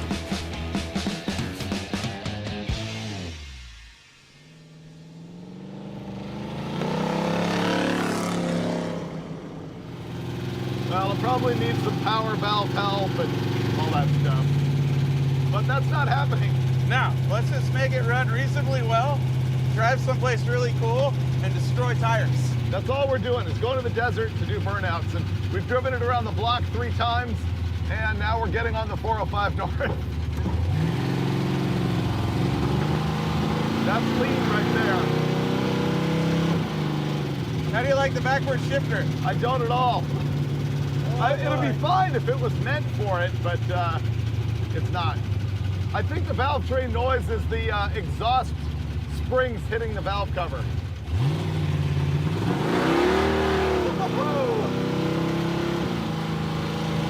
All right, here we go. All right, freeway. 3rd gear. How's it steer? Okay. It rides okay. It's not that bad. But what are we doing, 45 or 50? 58. 58, okay. I don't trust it just yet, you know what I mean? No. No. All I can think about right now is the extremely bad angle of our drive shaft. Is it bad? Oh yeah, but so far so good. Look at all these other normal people with their normal cars, like just driving, and all they're thinking about is where they're going. They're not thinking about how they're gonna get there. Or if they'll die on the way. Right. They're wondering who's texting them right now. They're not wondering if the transmission's gonna fall out of the car. I never looked at the drive shaft angles. It's actually bad. You feel the shaking? Pretty sure that's what that is. I smell burning oil now. That means it's got it. If it's leaking, it's got oil. Okay, we have issues. Not too bad. It's running at about 210 degrees, which I don't like. We think we might have a wiring problem with the fan blowing the wrong way, the trans fan. And this thing is like super lean when you tip into it. Like starts to misfire, actually will die a little bit. And to fix that right, I need like power valves and a vacuum gauge, and I could fix it. But instead, I'm just gonna throw a bunch of jet in it and make it super fat and fix it. If you really want to get desperate, we could take what's left of the hood off. That move's been proven to work historically on Roadkill. Somehow I think this vents quite a bit of air, but I could be wrong. All right, so I'm gonna pull the fan. Well, let me see if it's spinning the wrong way. Oh, it is. I already felt it before. Oh, you know that? Yeah. It's blowing forward? It blows that way. Take the fuse out, it Yep. stops spinning, stop blowing air the wrong way, let the air go through it and get that last 10% of the radiator. Do you have a 5/16 so I can break the carbs open? Thanks. See, I'm junk without Matt. What happened to Andrew? Andrew has never driven on a Roadkill trip, and when we got off the freeway, he just kept going, and he's probably already there. Probably. We dropped a pin at our expected burnout location, and he's probably there. Yeah. Yeah, that's working perfectly. Just wait for the stream. Look at that. Look at that. Ye of little faith. Fat and happy is what it's gonna be. It's gonna blow black smoke, but it's hopefully not gonna overheat as much. Nothing but the best for the Gremlin.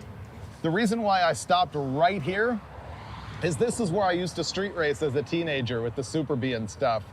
As a matter of fact, I think that's the tree right there that a friend of mine crashed into with his six-pack Challenger. I got a good feeling about this.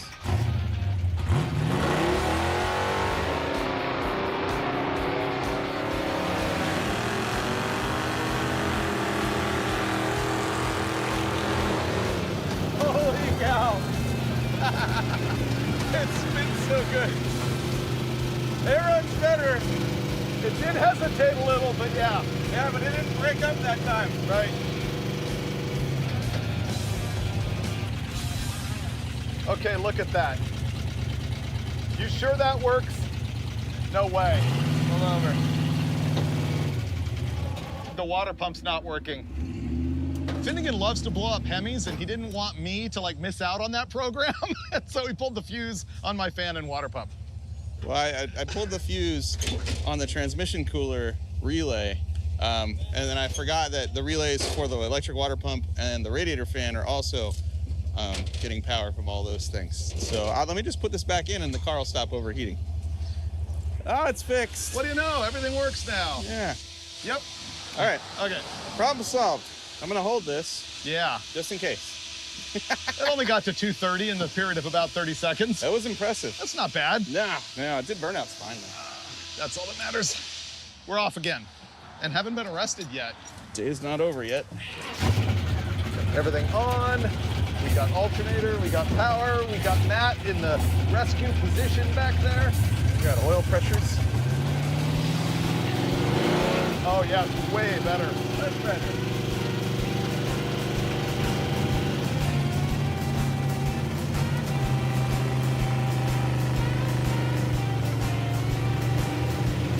But still really hot. It keeps moving up and down. I think we're low on water now. After the overheating, we obviously puked out some fluid, so we needed to stop and put coolant in it. And that's when I found out that our brand new inline fuel filter was leaking from the case. Nothing but quality parts these days. Junk. Bam! Didn't work. Didn't work. Yeah. Flashback to the Man. episode where we dragged Blasphemy up to Oregon on the back of the Macho Grande, and I terrified Finnegan with that trick, and he hasn't been able to get me again since. So go ahead and pop that. Ah! At least I didn't scream. I mean, I yelled, I pounded, it's still nothing. We're putting actual coolant in it, trying to improve the surface tension of the water in here. Ooh, surface tension. I just thought you were raising the boiling point. That too. How much oil should be in this water? Most of it? We should just bypass the middleman and pour oil in the cooling system. I mean, Might work. I read somewhere you can do that. Really? Yeah, it improves surface tension. There you go. I see what you did there. All right, we're out of here. Off to our secret mountain burnout facility.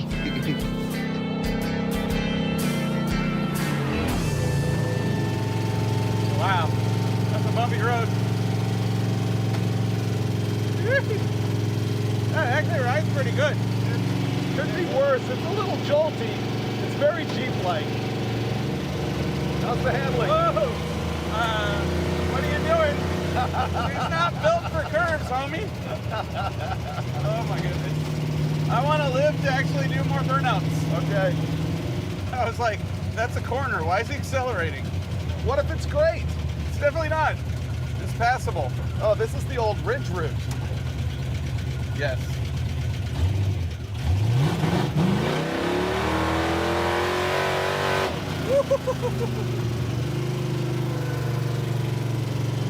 Wow, this is a mountain right here. I am surprised how drivable it actually is. It's a pretty darn good car for being built in like 10.5 days. With a bunch of wrong parts that should not be working together. So I really wanted 3 things from this car, which was look amazing, which we nailed. Yep. B, pretty drivable, which I think we've already proven it is. Oh yeah. And do hellacious burnouts. We have not proven that yet, sir. That's what we haven't proven yet. But we will. And what's the priority here after all? Smoke. Hit it.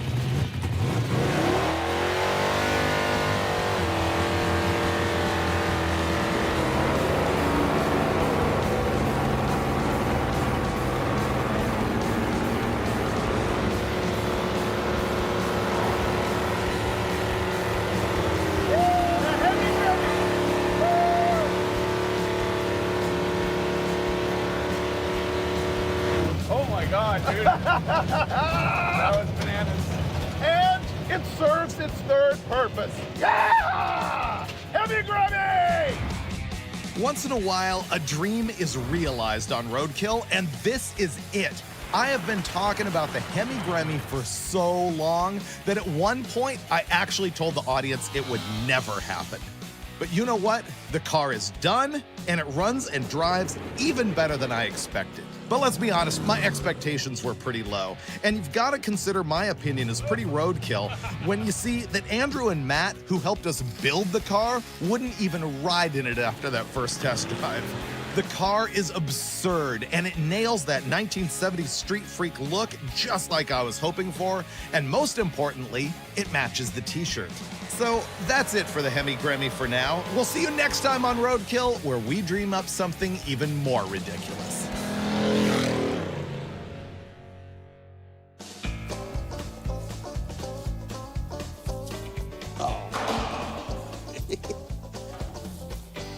Oh, sorry. I wasn't aiming for you. Oh! Come on. No! Tell me you got it.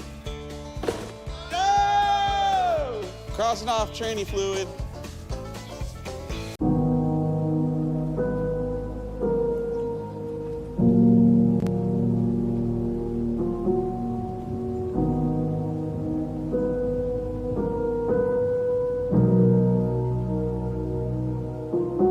Fed up, I'm fed up.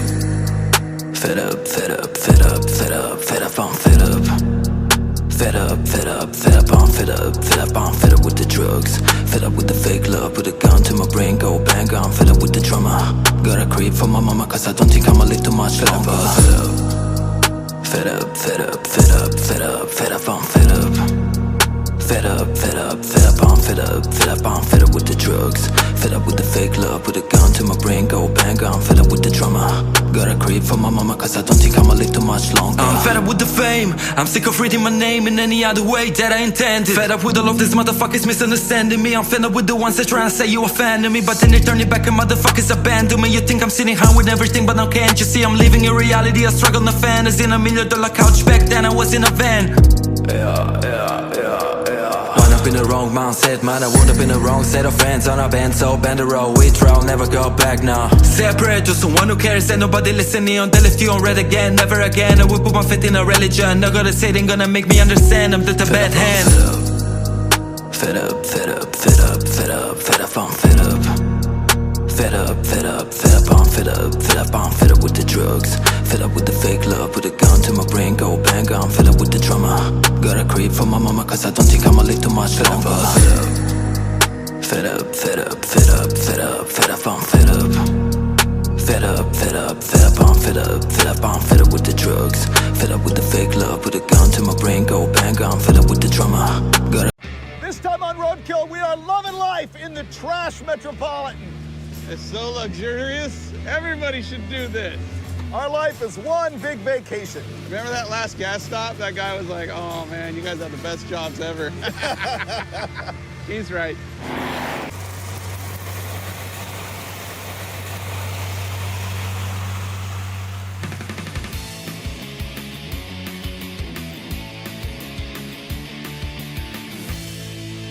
Welcome to the Pacific Northwest.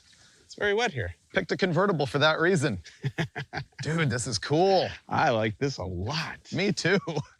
This looks like we did it, but better. Maybe not that much better. This is pretty nice, actually. Like, I don't feel threatened by it. The doors don't open? That makes sense. I guess we'll be doing this for a week. This is a Nash Metropolitan. Yeah, it's a 56 Nash Metro on a 78 Toyota truck chassis, stretched a foot plus, and it has a 88 Thunderbird Super Coupe 2.3 like Pinto motor with a turbo on it and a T5 5-speed. Oh, it's so weird. I love it. It is. I saw it and I was immediately like, this is Roadkill. The floor is wood. Whoa. Dude, that floor is plywood. You're not kidding. And sit down, because your head is going to be above this. Really? Yep. Oh, yeah. I'm looking at a roll bar. Harry and the Hendersons. I don't know. I like it. Wait, look where the pedals are, dude. My feet are under the pedals. Wait a minute, and the steering wheel's off-centered. Well, what'd you expect? It's a Toyota truck frame with a Nash Metropolitan body on it. Oh, yeah, you're right. What was I thinking? This is how it's supposed to be, right? Right. Will it run? It's priceless. Let's find out. Isn't that Super Coupe fuel injected? Yeah, runs good. Ignition. Aha! Fuel pump. You need fuel pressure for fuel injection. There we go. Ooh, not bad.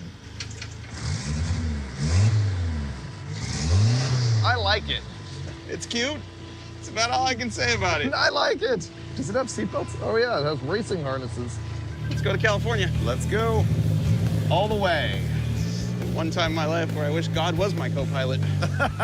No offense, Dave, but this is sketchy. I'm pretty good, but not that good. I can't decide whether to duck down under the bar to see or just Harry and the Hendersons over the bar. Yeah. And go.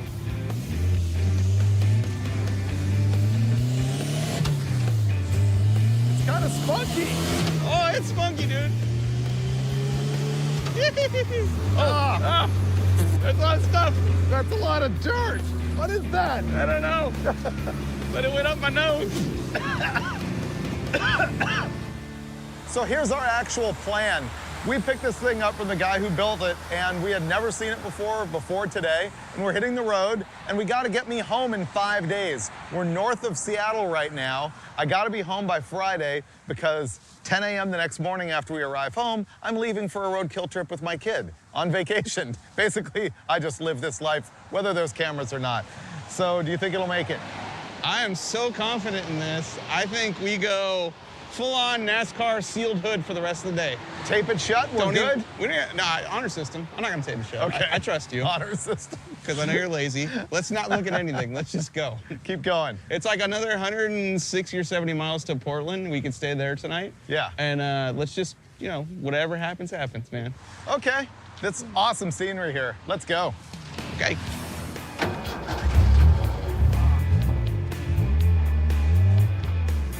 Let's go to Portland. Woohoo! Floating bridge. Oh, Jesus. That left front tire keeps hitting that, that whatever you call that fender flare thing is. I'd hate to be going 70 and hit one of those big dips on the freeway. Woo! And maybe less driving with no hands. Yeah, that's enough of that.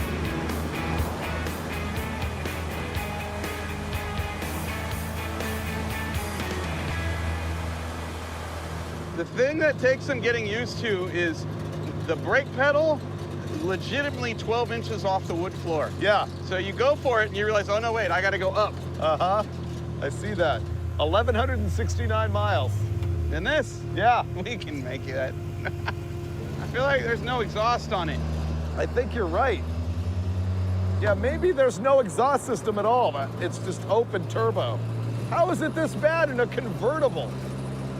Maybe it'll get better. You know, you just drive it. Yeah. It's sporty. So much. Wow. It's actually sporty. It's very sporty. We're headed to the highway. Here we go. Oh, man. A lot of smoke when I floor it.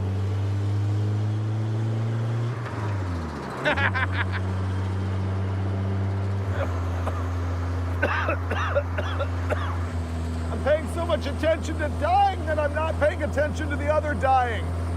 Are we okay? As far as you know, my dad once gave me a brilliant piece of advice. He said, don't ask questions you really don't want answers to. He's a wise man. Ah, Gary. I can't believe we made it this far. This thing's like driving a bumper car on the highway. It's really bad. You hit bumps and the left front wheel bottoms out on the fender and the thing just jags left. It's pretty terrifying. It's a roadster, it's a wide open car, and yet the air inside is unbreathable from oil smoke. Whoa. Turbo four-banger. Whoa, dude. That entire cross member is motor oil right now. Yes, it is. This is an engine from a 1988 Ford Thunderbird Turbo Coupe. It's spunky. Look how small the radiator is. That's just gonna give you bad news, friend. That has nothing. There's no oil. Nothing. Oh, it's a good thing we stopped. We're not gonna be able to find the oil leak until we brake clean the entire front end of the motor. Sometime tomorrow, you mean? It's a new day, new problems, sure, why not? With the two of us pouring at the same time, we're almost putting oil in at the same rate it's going out. Hey, it has oil now. Let's get out of here. Okay. This is a new experience. What do I do? That's it. This is all freaky.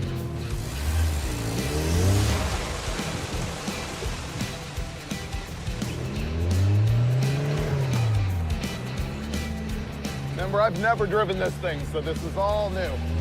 You're doing great. He built it to autocross it. What'd you say? Never mind. This sucks. Which part? The smoke. Yep. It's bad. We need to brake clean it and get rid of the oil. Okay.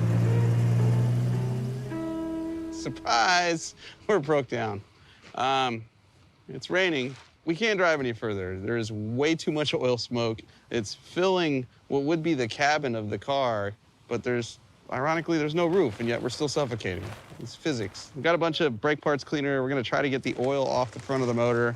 If Dave will get out of the car, tag team it, and then hit the road and go to the hotel. See, the problem is we can't see where the oil is leaking from. It all seems like it's in the front. I think it's the front seal. You want me to fire it up and you can look? No, I'll do that. I'll get in the car, into the thing for you. Let me know how it goes, all right? Little does he know that I'm now gonna like catch an Uber out of here. Oh yeah, has a really bad hard starting problem too. Battery's not dead. Starter just isn't happy. No, it can leak oil if it doesn't run. It's gotta be better. We could just drive. He goes from, let's fix it, to, let's just drive. It's gotta be fixed, right? Fixed. We were doing so good. Hey, I just noticed we have no wipers. You just noticed that? Yeah. You tell me if there's no cars coming, I'll try to pop start it in reverse. There's no cars coming. Pop it. Why aren't you popping it? I did, you couldn't tell? You can do it! This is uphill. Anytime now. Well, we're not really going fast enough. Yes, we are. Okay, ready? Yes. It's all you get. Okay, downhill. Ready? You really want to go backwards? Why not? Okay. I like to party.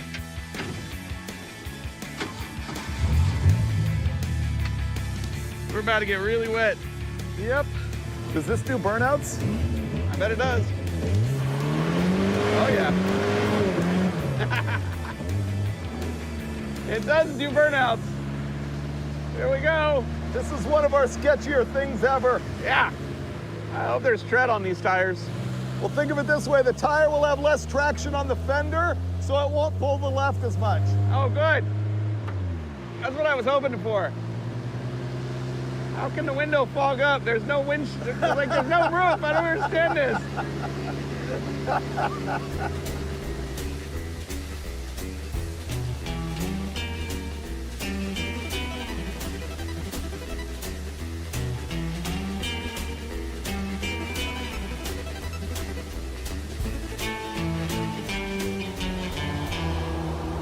Ow! Hey, it hurts. Was that hail? Help! Just help me. Just hit my undies.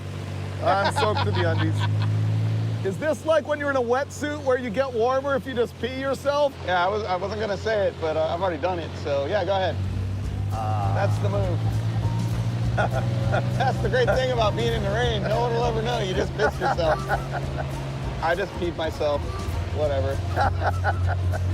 I'm going for it. Fifth gear. Fifth gear! Woo! Overdrive! Ah, it's cold. It's cold. Entering ludicrous speed. I feel like we deserve a nice dinner. Yes, me too. Why does this make me want to drink? You know that danger we always talk about? Yeah, that's now. I can't tell if I'm on the road. You are, you're good. Okay. See the white line? I think I just missed the exit because I can't see nothing. I've lost it. I can't see it at all.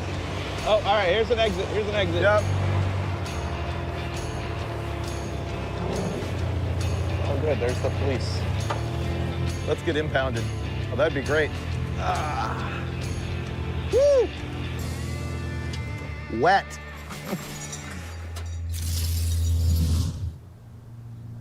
Good morning. From Olympia, Washington, namesake of the beer. I think we washed the car pretty nicely yesterday, and I'm ready to head south to warmer and drier climes. Do you want to change valve cover gasket or just get out of here?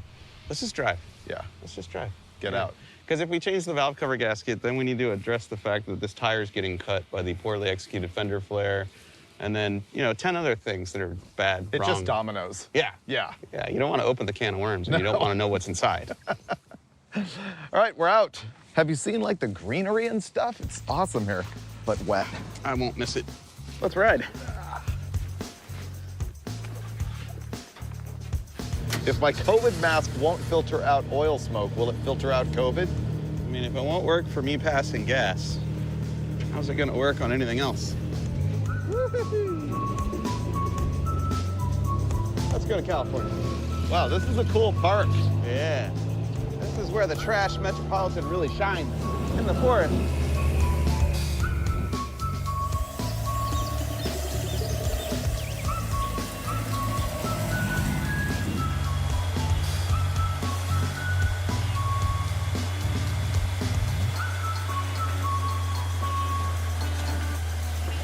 Okay, hacking. The time has finally come. As a passenger, it is terrifying because there is no clearance right here at all. Every time we hit a bump, the wheel jerks left. And I can't take it anymore and it's hacking the tire. So we bought an implement of slashing and I'm gonna like cringe, but open this up. I'll admit, I really just bought this so I could cut the stick that pretends to be a gas pedal. Oh, there's that too. It's way too long, and so my leg is up here, and I'd like my leg to be down here, so I was pretty much just gonna cut this and keep driving. Okay. But I see your point, so I'll cut this, and then I'll hand this to you, and you know, you do your magic there. And that's brand new, so I'll get halfway through it, and then the battery will die, and we'll fold it out of the way and keep going. I mean, that potential sure does exist. Let's see, Did it just die? Yes, it did. We have neither modified the pedal nor made the front end of the car safer. That's why it says charge before use, huh? So if we put this in the crew van and plug it into their fancy SUV that has a like 110 outlet, we can charge this on the road and do this later, right? Yeah. I was really hoping to shorten that before we drove again.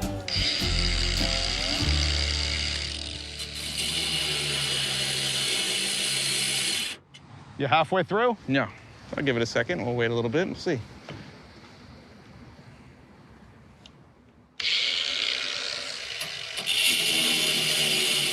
That's working. Oh, baby. Hit it? I got it. Okay, I'm not gonna attempt the fender because it's not gonna work. I don't know. It's thinner. I mean, 20 or 30 times, and you might have it. Okay, we'll have to save that part for later. That's a windshield wiper arm. You're right. That's what the gas pedal was. You know, if this section was gone, the driving ergonomics would be perfect. So the problem we're having here is that as you drive, your knee is ramrodded right there into the steering wheel by the bolster of the seat and the angle of the pedal. So we're assuming if this was not there, all would be well with the world. Let's see. See, the problem is the steering column is not centered on my seat. It's off to the right.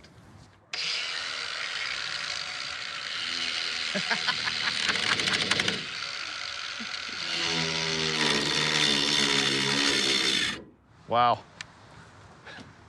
Not successful. You know, now that I've fixed the gas pedal, we may not even need to do that.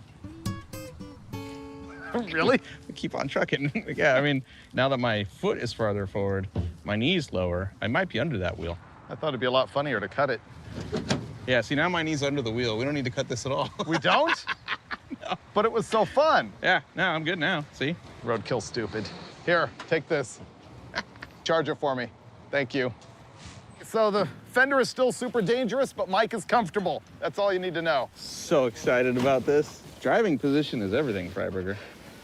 You gotta be comfortable. You sounded like Dulcich there for a second. It's like, oh, driving comfort is everything, Freiburger. I assure you. I assure you. Oh, it's raining now. Perfect. Does this do brake stands? You know it does.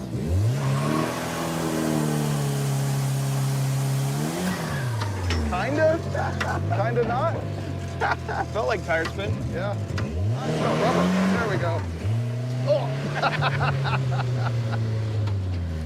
Oh, dude, I'm so much comfier. I could actually see that. Look at that. Feel the boost. Look at the architecture. All right, Los Angeles, here we go. Leaving Portland, and here comes the rain. Here comes the downpour. Yep.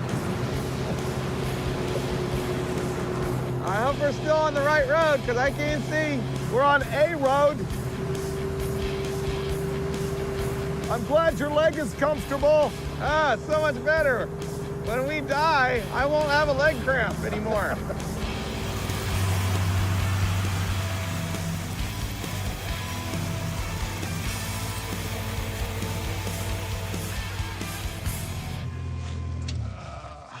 This is cool. Oh, yeah.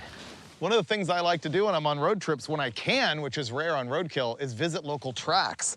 This is Woodburn Drag Strip in Woodburn, Oregon. Dude, this place is nice. Founded in 1961 as an 1/8 mile, and in '63 they stretched it to 1/4. And we're probably dripping oil on their track right now because this thing's probably puked all the oil out of the pan onto the front crossmember. That's a lot of oil. Yeah, we should probably fix that. It's weird, the oil leak doesn't seem to happen at speed. It's like when he lifts and decelerates, it blows a lot of oil. We're low. We're low? Yeah. There's none. Look at you, Tom Cruise, with the long pour. Oh, go for it. Keep going. You're not scared. Keep going. Keep going. Oh.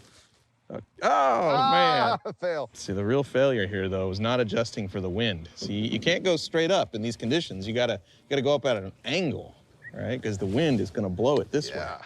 Go ahead. Have fun with that. I'm really better at coaching than actually playing the game. There we go. Go for the height. So the wind is coming, right? Oh! There is a lot of oil not in the engine. You know, if you don't make a pass, you really can't lose a race here.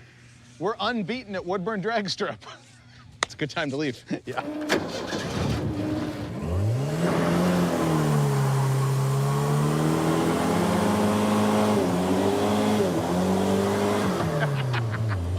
It does 2 burnouts. Yeah. That was great. I like this little car. Goodbye, Woodburn. Pretty good. A lot of smoke up front.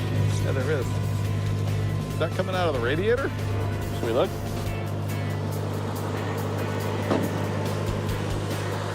It's me spraying that oil all over everything, I think. Oh, yeah. That's what it is.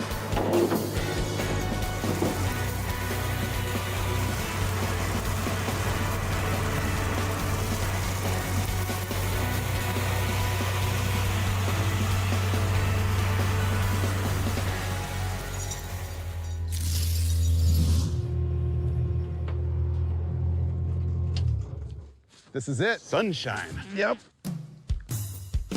Cool. We're in Oregon, and I don't think it's gonna rain on us again. I don't think so. Oh, thanks. Congratulations. I didn't know you cared. Should I wear it in my ear right here? That's not weird at all. How's that look? You look so much better.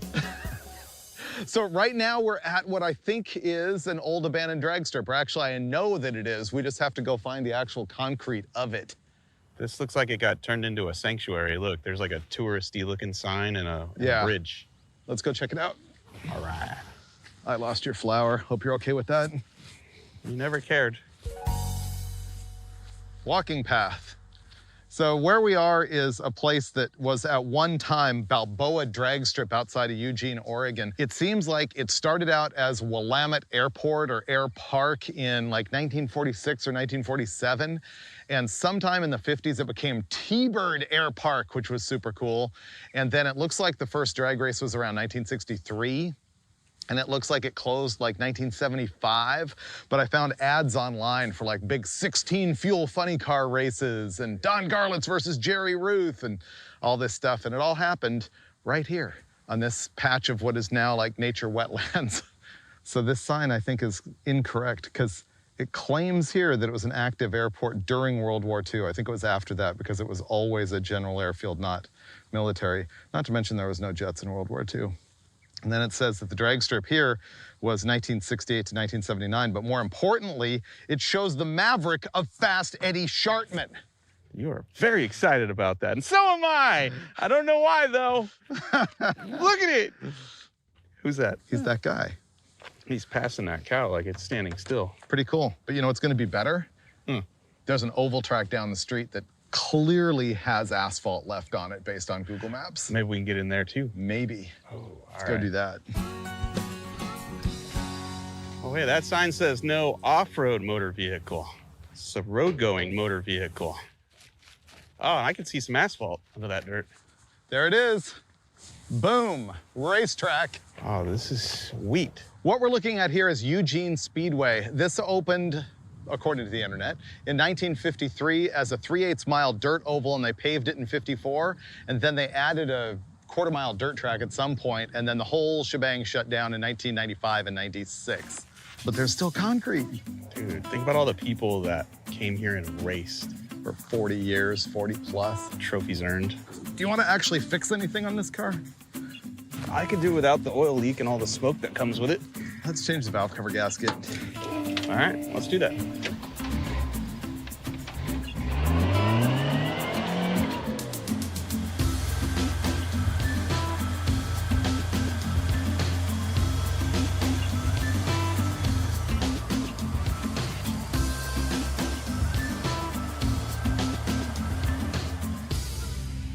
Roadkill, destroying Super Consumer Mart parking lots for 10 years. That was awesome right there.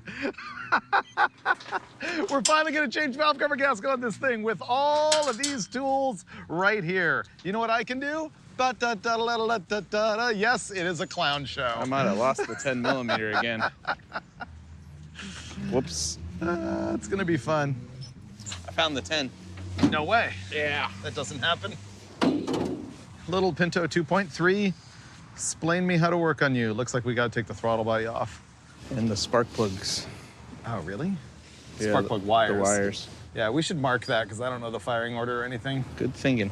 This should be easy. There's only half as many valve covers as normal on it. We'll find a way to screw it up. It says turbo right on the valve cover. Then it must be. Oh, wow. That weighs nothing. It's got a lot of wires attached to it, though. Yeah, don't break those. Yeah. Okay. You want to pull the valve cover off? I think it's ready. Let's see, I can cut that zip pack. Hold on a second, let me give you a little more clearance. Okay. Go for it.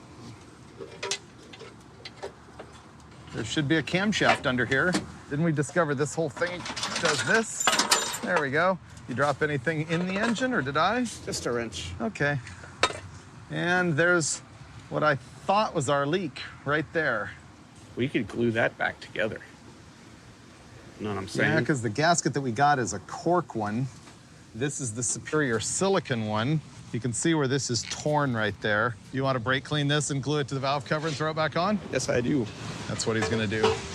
I do my best work in parking lots. You'd be surprised how difficult it is to find a Ford 2.3 valve cover gasket in Oregon. Yeah, I would assume they'd just be falling out of the trees here like granola.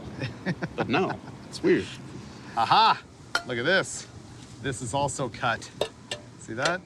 This almost looks like sabotage. Hi there.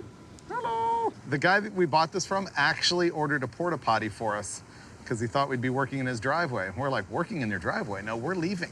We've driven this far with no maintenance. I don't think he saw that coming. He'd never driven it more than like around the block. I feel good about this. We are in fact reinstalling the gasket that has major cuts in it and expecting it not to leak. It's not my norm on the RTV. What's RTV stand for? Room temperature vulcanizing silicone. Now you know. You know this is gonna leak anyway, right? Well, yeah, but at least we tried. You know, Motor Trend has shows with actual certified mechanics. Bogey and Faye, for example, All Girls Garage. Ah, professionals. Yeah. Yep. They wouldn't approve of this. Or are they jealous of the freedom that not knowing and not caring affords us? That's possible. Oh, Finnegan's not messing around. Look at that. Oh! build a China wall on this thing. Go ahead. Yes, all right, get in well, there we go. Okay, here comes the cam cover. Look, it says Ford fuel-injected turbo. Dude, it's a spicy little deal here. I approve of this engine. Very close. There we go.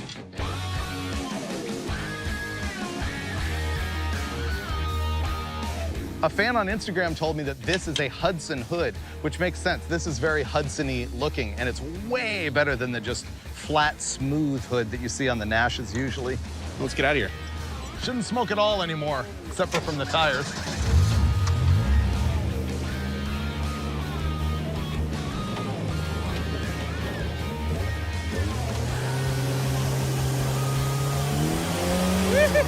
Dude, it does run better.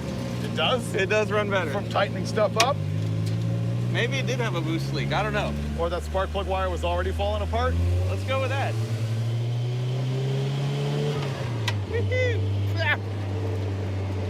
Where did all that new stuff come from? It's way worse. I think it's probably dumping out of the valve cover worse than ever. Nah. Yeah. Might be smoking a little bit. It's way worse. A little bit. Way worse. Are we on fire?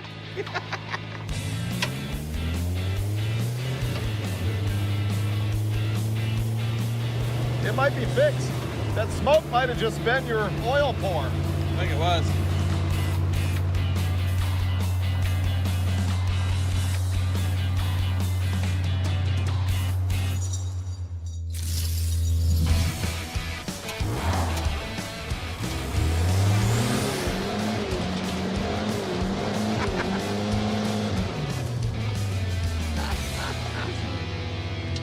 You like it?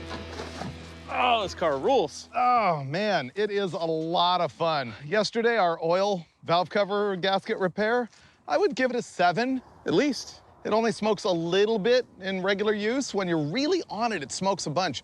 I'm not really worried about it anymore, I gotta be honest. And my goal has changed. Yeah? Yeah, I don't care about getting you home anymore. This is a race car. We've been to several racetracks we haven't driven on. We're finally at one we can drive on. Yeah, we're in Roseburg, Oregon, and we found a giant parking lot in the middle of nowhere, and we set up a couple cones, so we're gonna head to destruction. Unfortunately, I really think it's finally the time to cut the fender. If we end up loving this car, which we do, I do, and we keep wrenching on it, we're gonna want bigger tires than this, right? So therefore, I'll draw it, you cut it. We're going to take this Sharpie, which is a fine precision instrument. that seems aggressive. I think I'm gonna start right at the corner too, so I don't cut any of this. So like right here, and and then arc it up. Kind of move out. Yep. This general area. Oh, look at that. There you go. Look at the flow.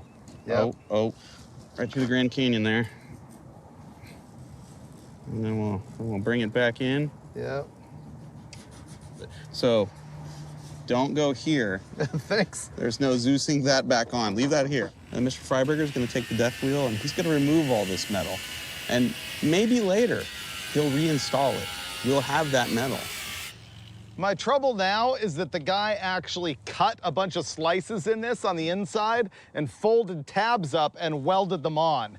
So now I have to try and get through those without ruining my arc.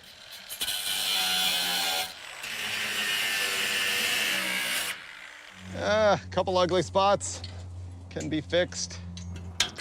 The Trash Metropolitan is about to become the Thrash Metropolitan because we are gonna boogie here in this parking lot, and over there we've got an even bigger course set up. We've actually fallen in love with the car, and it performs pretty well for the comparison of all of the other cars that we've bought from somebody else that have already been roadkilled. Here's the problem. It still only has 1 finger of clearance, and that super cheap garbage cutoff wheel that we bought just won't even hack anymore. So what's gonna happen here is the Bermuda Triangle of Death. We have 1 cone over there that we have to do a 360 around, and 2 down here that is gonna try and be a big, broad, sweeping slide. This is like practice for the main event, which is gonna happen over there. All right, Finnegan's going first. All set? Let's do it. So, starting line? Yep. All right.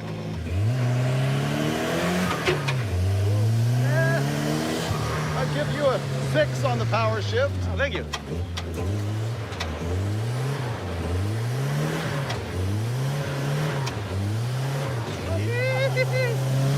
That was pretty good.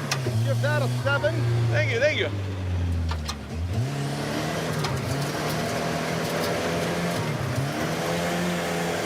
Yeah, 6 to 7. Perfectly in the box. Look at that.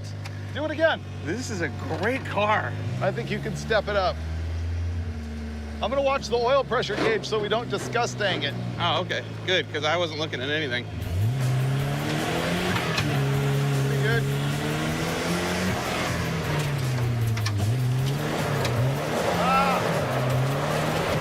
That might be a little wide. It's fun though.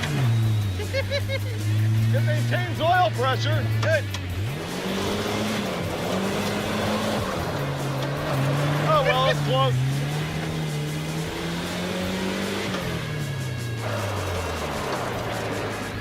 Ah, that's fun. Okay, my turn. I'm not gonna turn it off because I don't want it to die. Yeah, it might never run again. This is cool. Yeah! This car rules. All right, let's see if I can power shift this thing.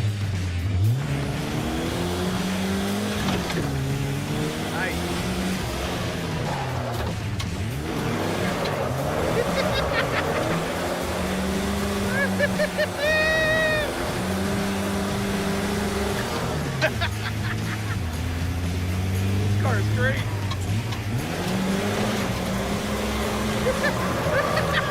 Ah, too far.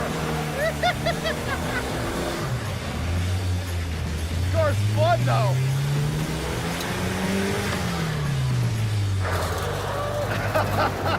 Dude, the brakes rule in this thing. As low to the ground as it is, I still feel like I'm gonna flip over when we go through that corner. I felt that way when you were driving. Oh my goodness. Let's go again. Okay, so what happened? I did the same thing you did and went way too wide. You gotta initiate that 360 sooner. Sooner, yeah. Because you're going past it like I was and then hitting it and it takes you way out there. That's it.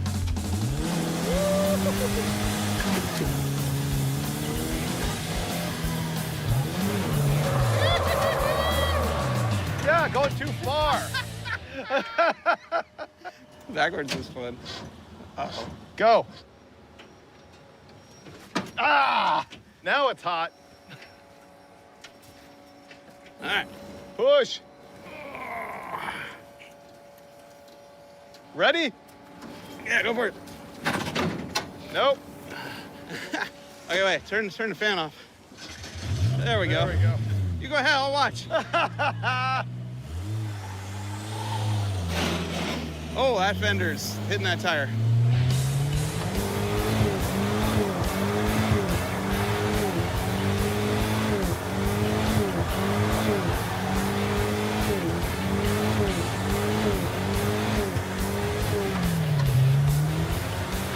Go, Freiburger, go!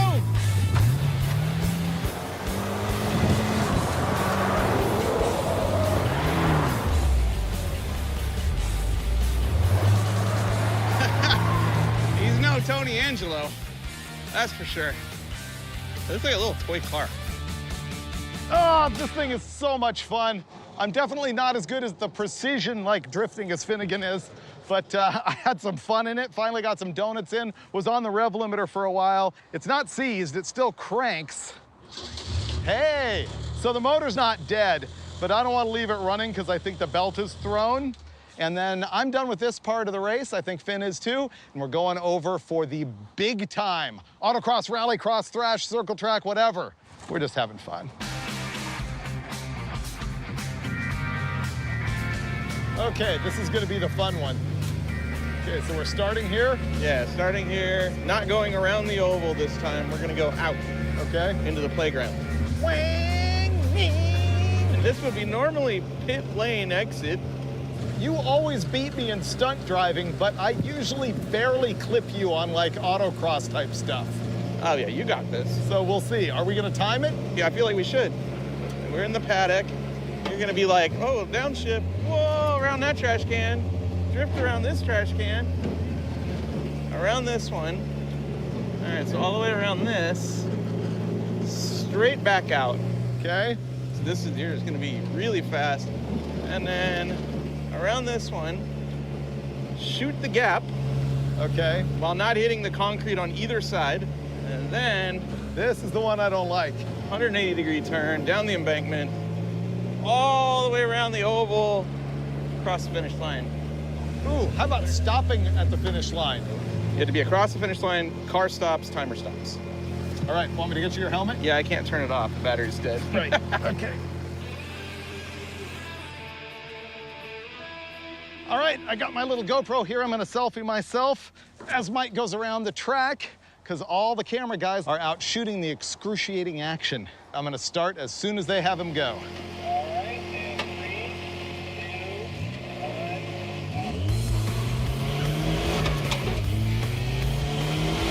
Turn one, here we go, I'm in third gear. He's coming off the circle track. He's on the return road going into the pits. All right, here we go. Trash can number one.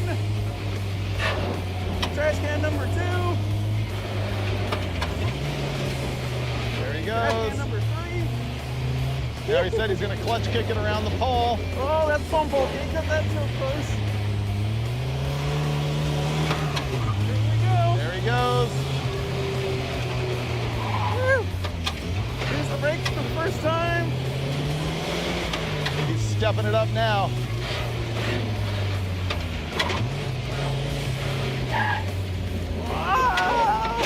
We're good, go car. Here he comes down the straightaway.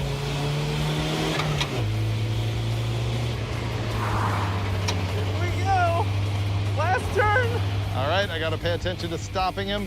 He's gotta come to a stop and cross the finish line. Oh, tire smoke, and boom. That was so fun. 1 minute, 14:03 for Finnegan. I really think they should make the finish line of every motorsport, including NASCAR, a stop box. Can you imagine that? No, I don't care how fast you're going. You need to stop right here, right now. Now I guess we get to find out if I can beat that. I thought you were gonna go for style and you went for speed. Oh, I thought we were racing. Yeah. I love this automobile. It is really cool, isn't it? Yeah, dude, it's just fun to drive. It drifts, it slides, it does burnouts. It doesn't seem to want to break. I know. It's amazing. It's not overheating. The belt doesn't fall off, anything. Yeah, you know why? Why? Well, we didn't build this thing. That's probably why. Yeah. Let me get my helmet. That was incredible. I love this car. Oh my God, it's so much fun. The recipe is always the same. Rear wheel drive, just enough horsepower to be dangerous. I mean, the car is perfect. It really doesn't understeer unless I drive it poorly. And clutch kick is the move. You come into a corner, downshift, clutch kick it, this thing will flick any way you want. I don't know what I did on time. Maybe I'm not as fast as him, but my finish across the finish line, sideways, had style. And that's really all that matters in life, kids. Style. Okay, Finn's got it all warmed up for me. Let's see how I can do. The big hang up on this is gonna be there is absolutely no heel to toe downshift whatsoever because the gas is here and the brake pedal's up here. If anyone ever says we've sold out and this show is overproduced, I want you to know I'm holding 2 cameras right now for you guys. Baby car, do do do do do do, baby car. There he goes. Man of the hour. Going last, but first in your hearts, David Bartholomew Freiburger. Yes, that is his middle name, ladies and gentlemen. Season 10, I figure like all the secrets should be let out. Okay, I'm gonna have to launch good. All right, he's approaching the starting line. Ah, shade. And a much better run at that corner. Ready to go? Here we go. Oh, we got a good start. At least a 10th before I hit the button. He's doing awesome, ladies and gentlemen. All right, coming in the first turn. Will he blow the first corner like I did, nearly run over the GoPro in the grass? Doesn't look like it. He kept it on the road this time.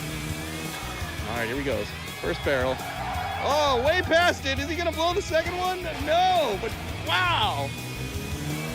Good save, Freiburger. Here we go. Around the third trash can. All right, here's where I blew it. He did no better. I feel good about me. It's good to be me. Here we go. Clearly, he is not showboating here, folks. He's going for the W. Uh-oh, uh-oh.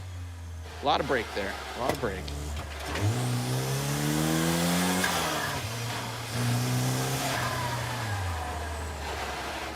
Oh, good corner. He took that one excellent. Down the back straight. As fast as he can go. He should be topped in 4th gear, ladies and gentlemen. Good turn in, here we go. What's his strategy? Where will he apply the brakes? They are excellent. Braking, oh, late brake, late brake. Ah, I burned time by slipping off the brake pedal at the finish line. End of the squeaking, 1 minute, 11 seconds. Solid effort.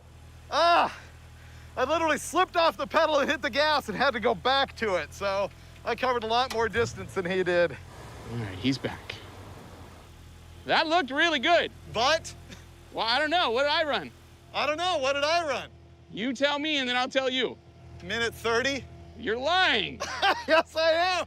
You're totally lying. What did I run? You ran 1:14:03. Really? Yep. Oh, you kicked my butt by 3 seconds. And I skidded way too far past the finish line. My foot slipped off the brake pedal. You really did all of those things. Yes. But you still beat me by 3 seconds. That's pretty good. Damn. But now you get to go have fun. Okay. I'm coming. We have a long history of buying other people's roadkill cars and hitting the road. Just think of a few of the more well-known cars. There's the Jeep Ride, the Lowrider, the Maserati. Remember the missing link? There we go. How about the off-road Hornet? And more recently, we had the Super Camaro and the Bubblicious. Buying junk sight unseen is totally a roll of the dice. Sometimes we get hilarious breakdowns. Other times there's ridiculous action. Sometimes there's suffering. Sometimes a lot of laughing. And sometimes they're just a loser. So how does it all come together for the Thrash Metropolitan? Well, I'd say we had decent action. We had some laughs. We have a lot of love for the car. And that means you will probably see this thing again on Roadkill. That was good. I'm gonna barf. All right, well, happy Roadkill. Good new car. Yeah, thank you. Kids, do not try this at home.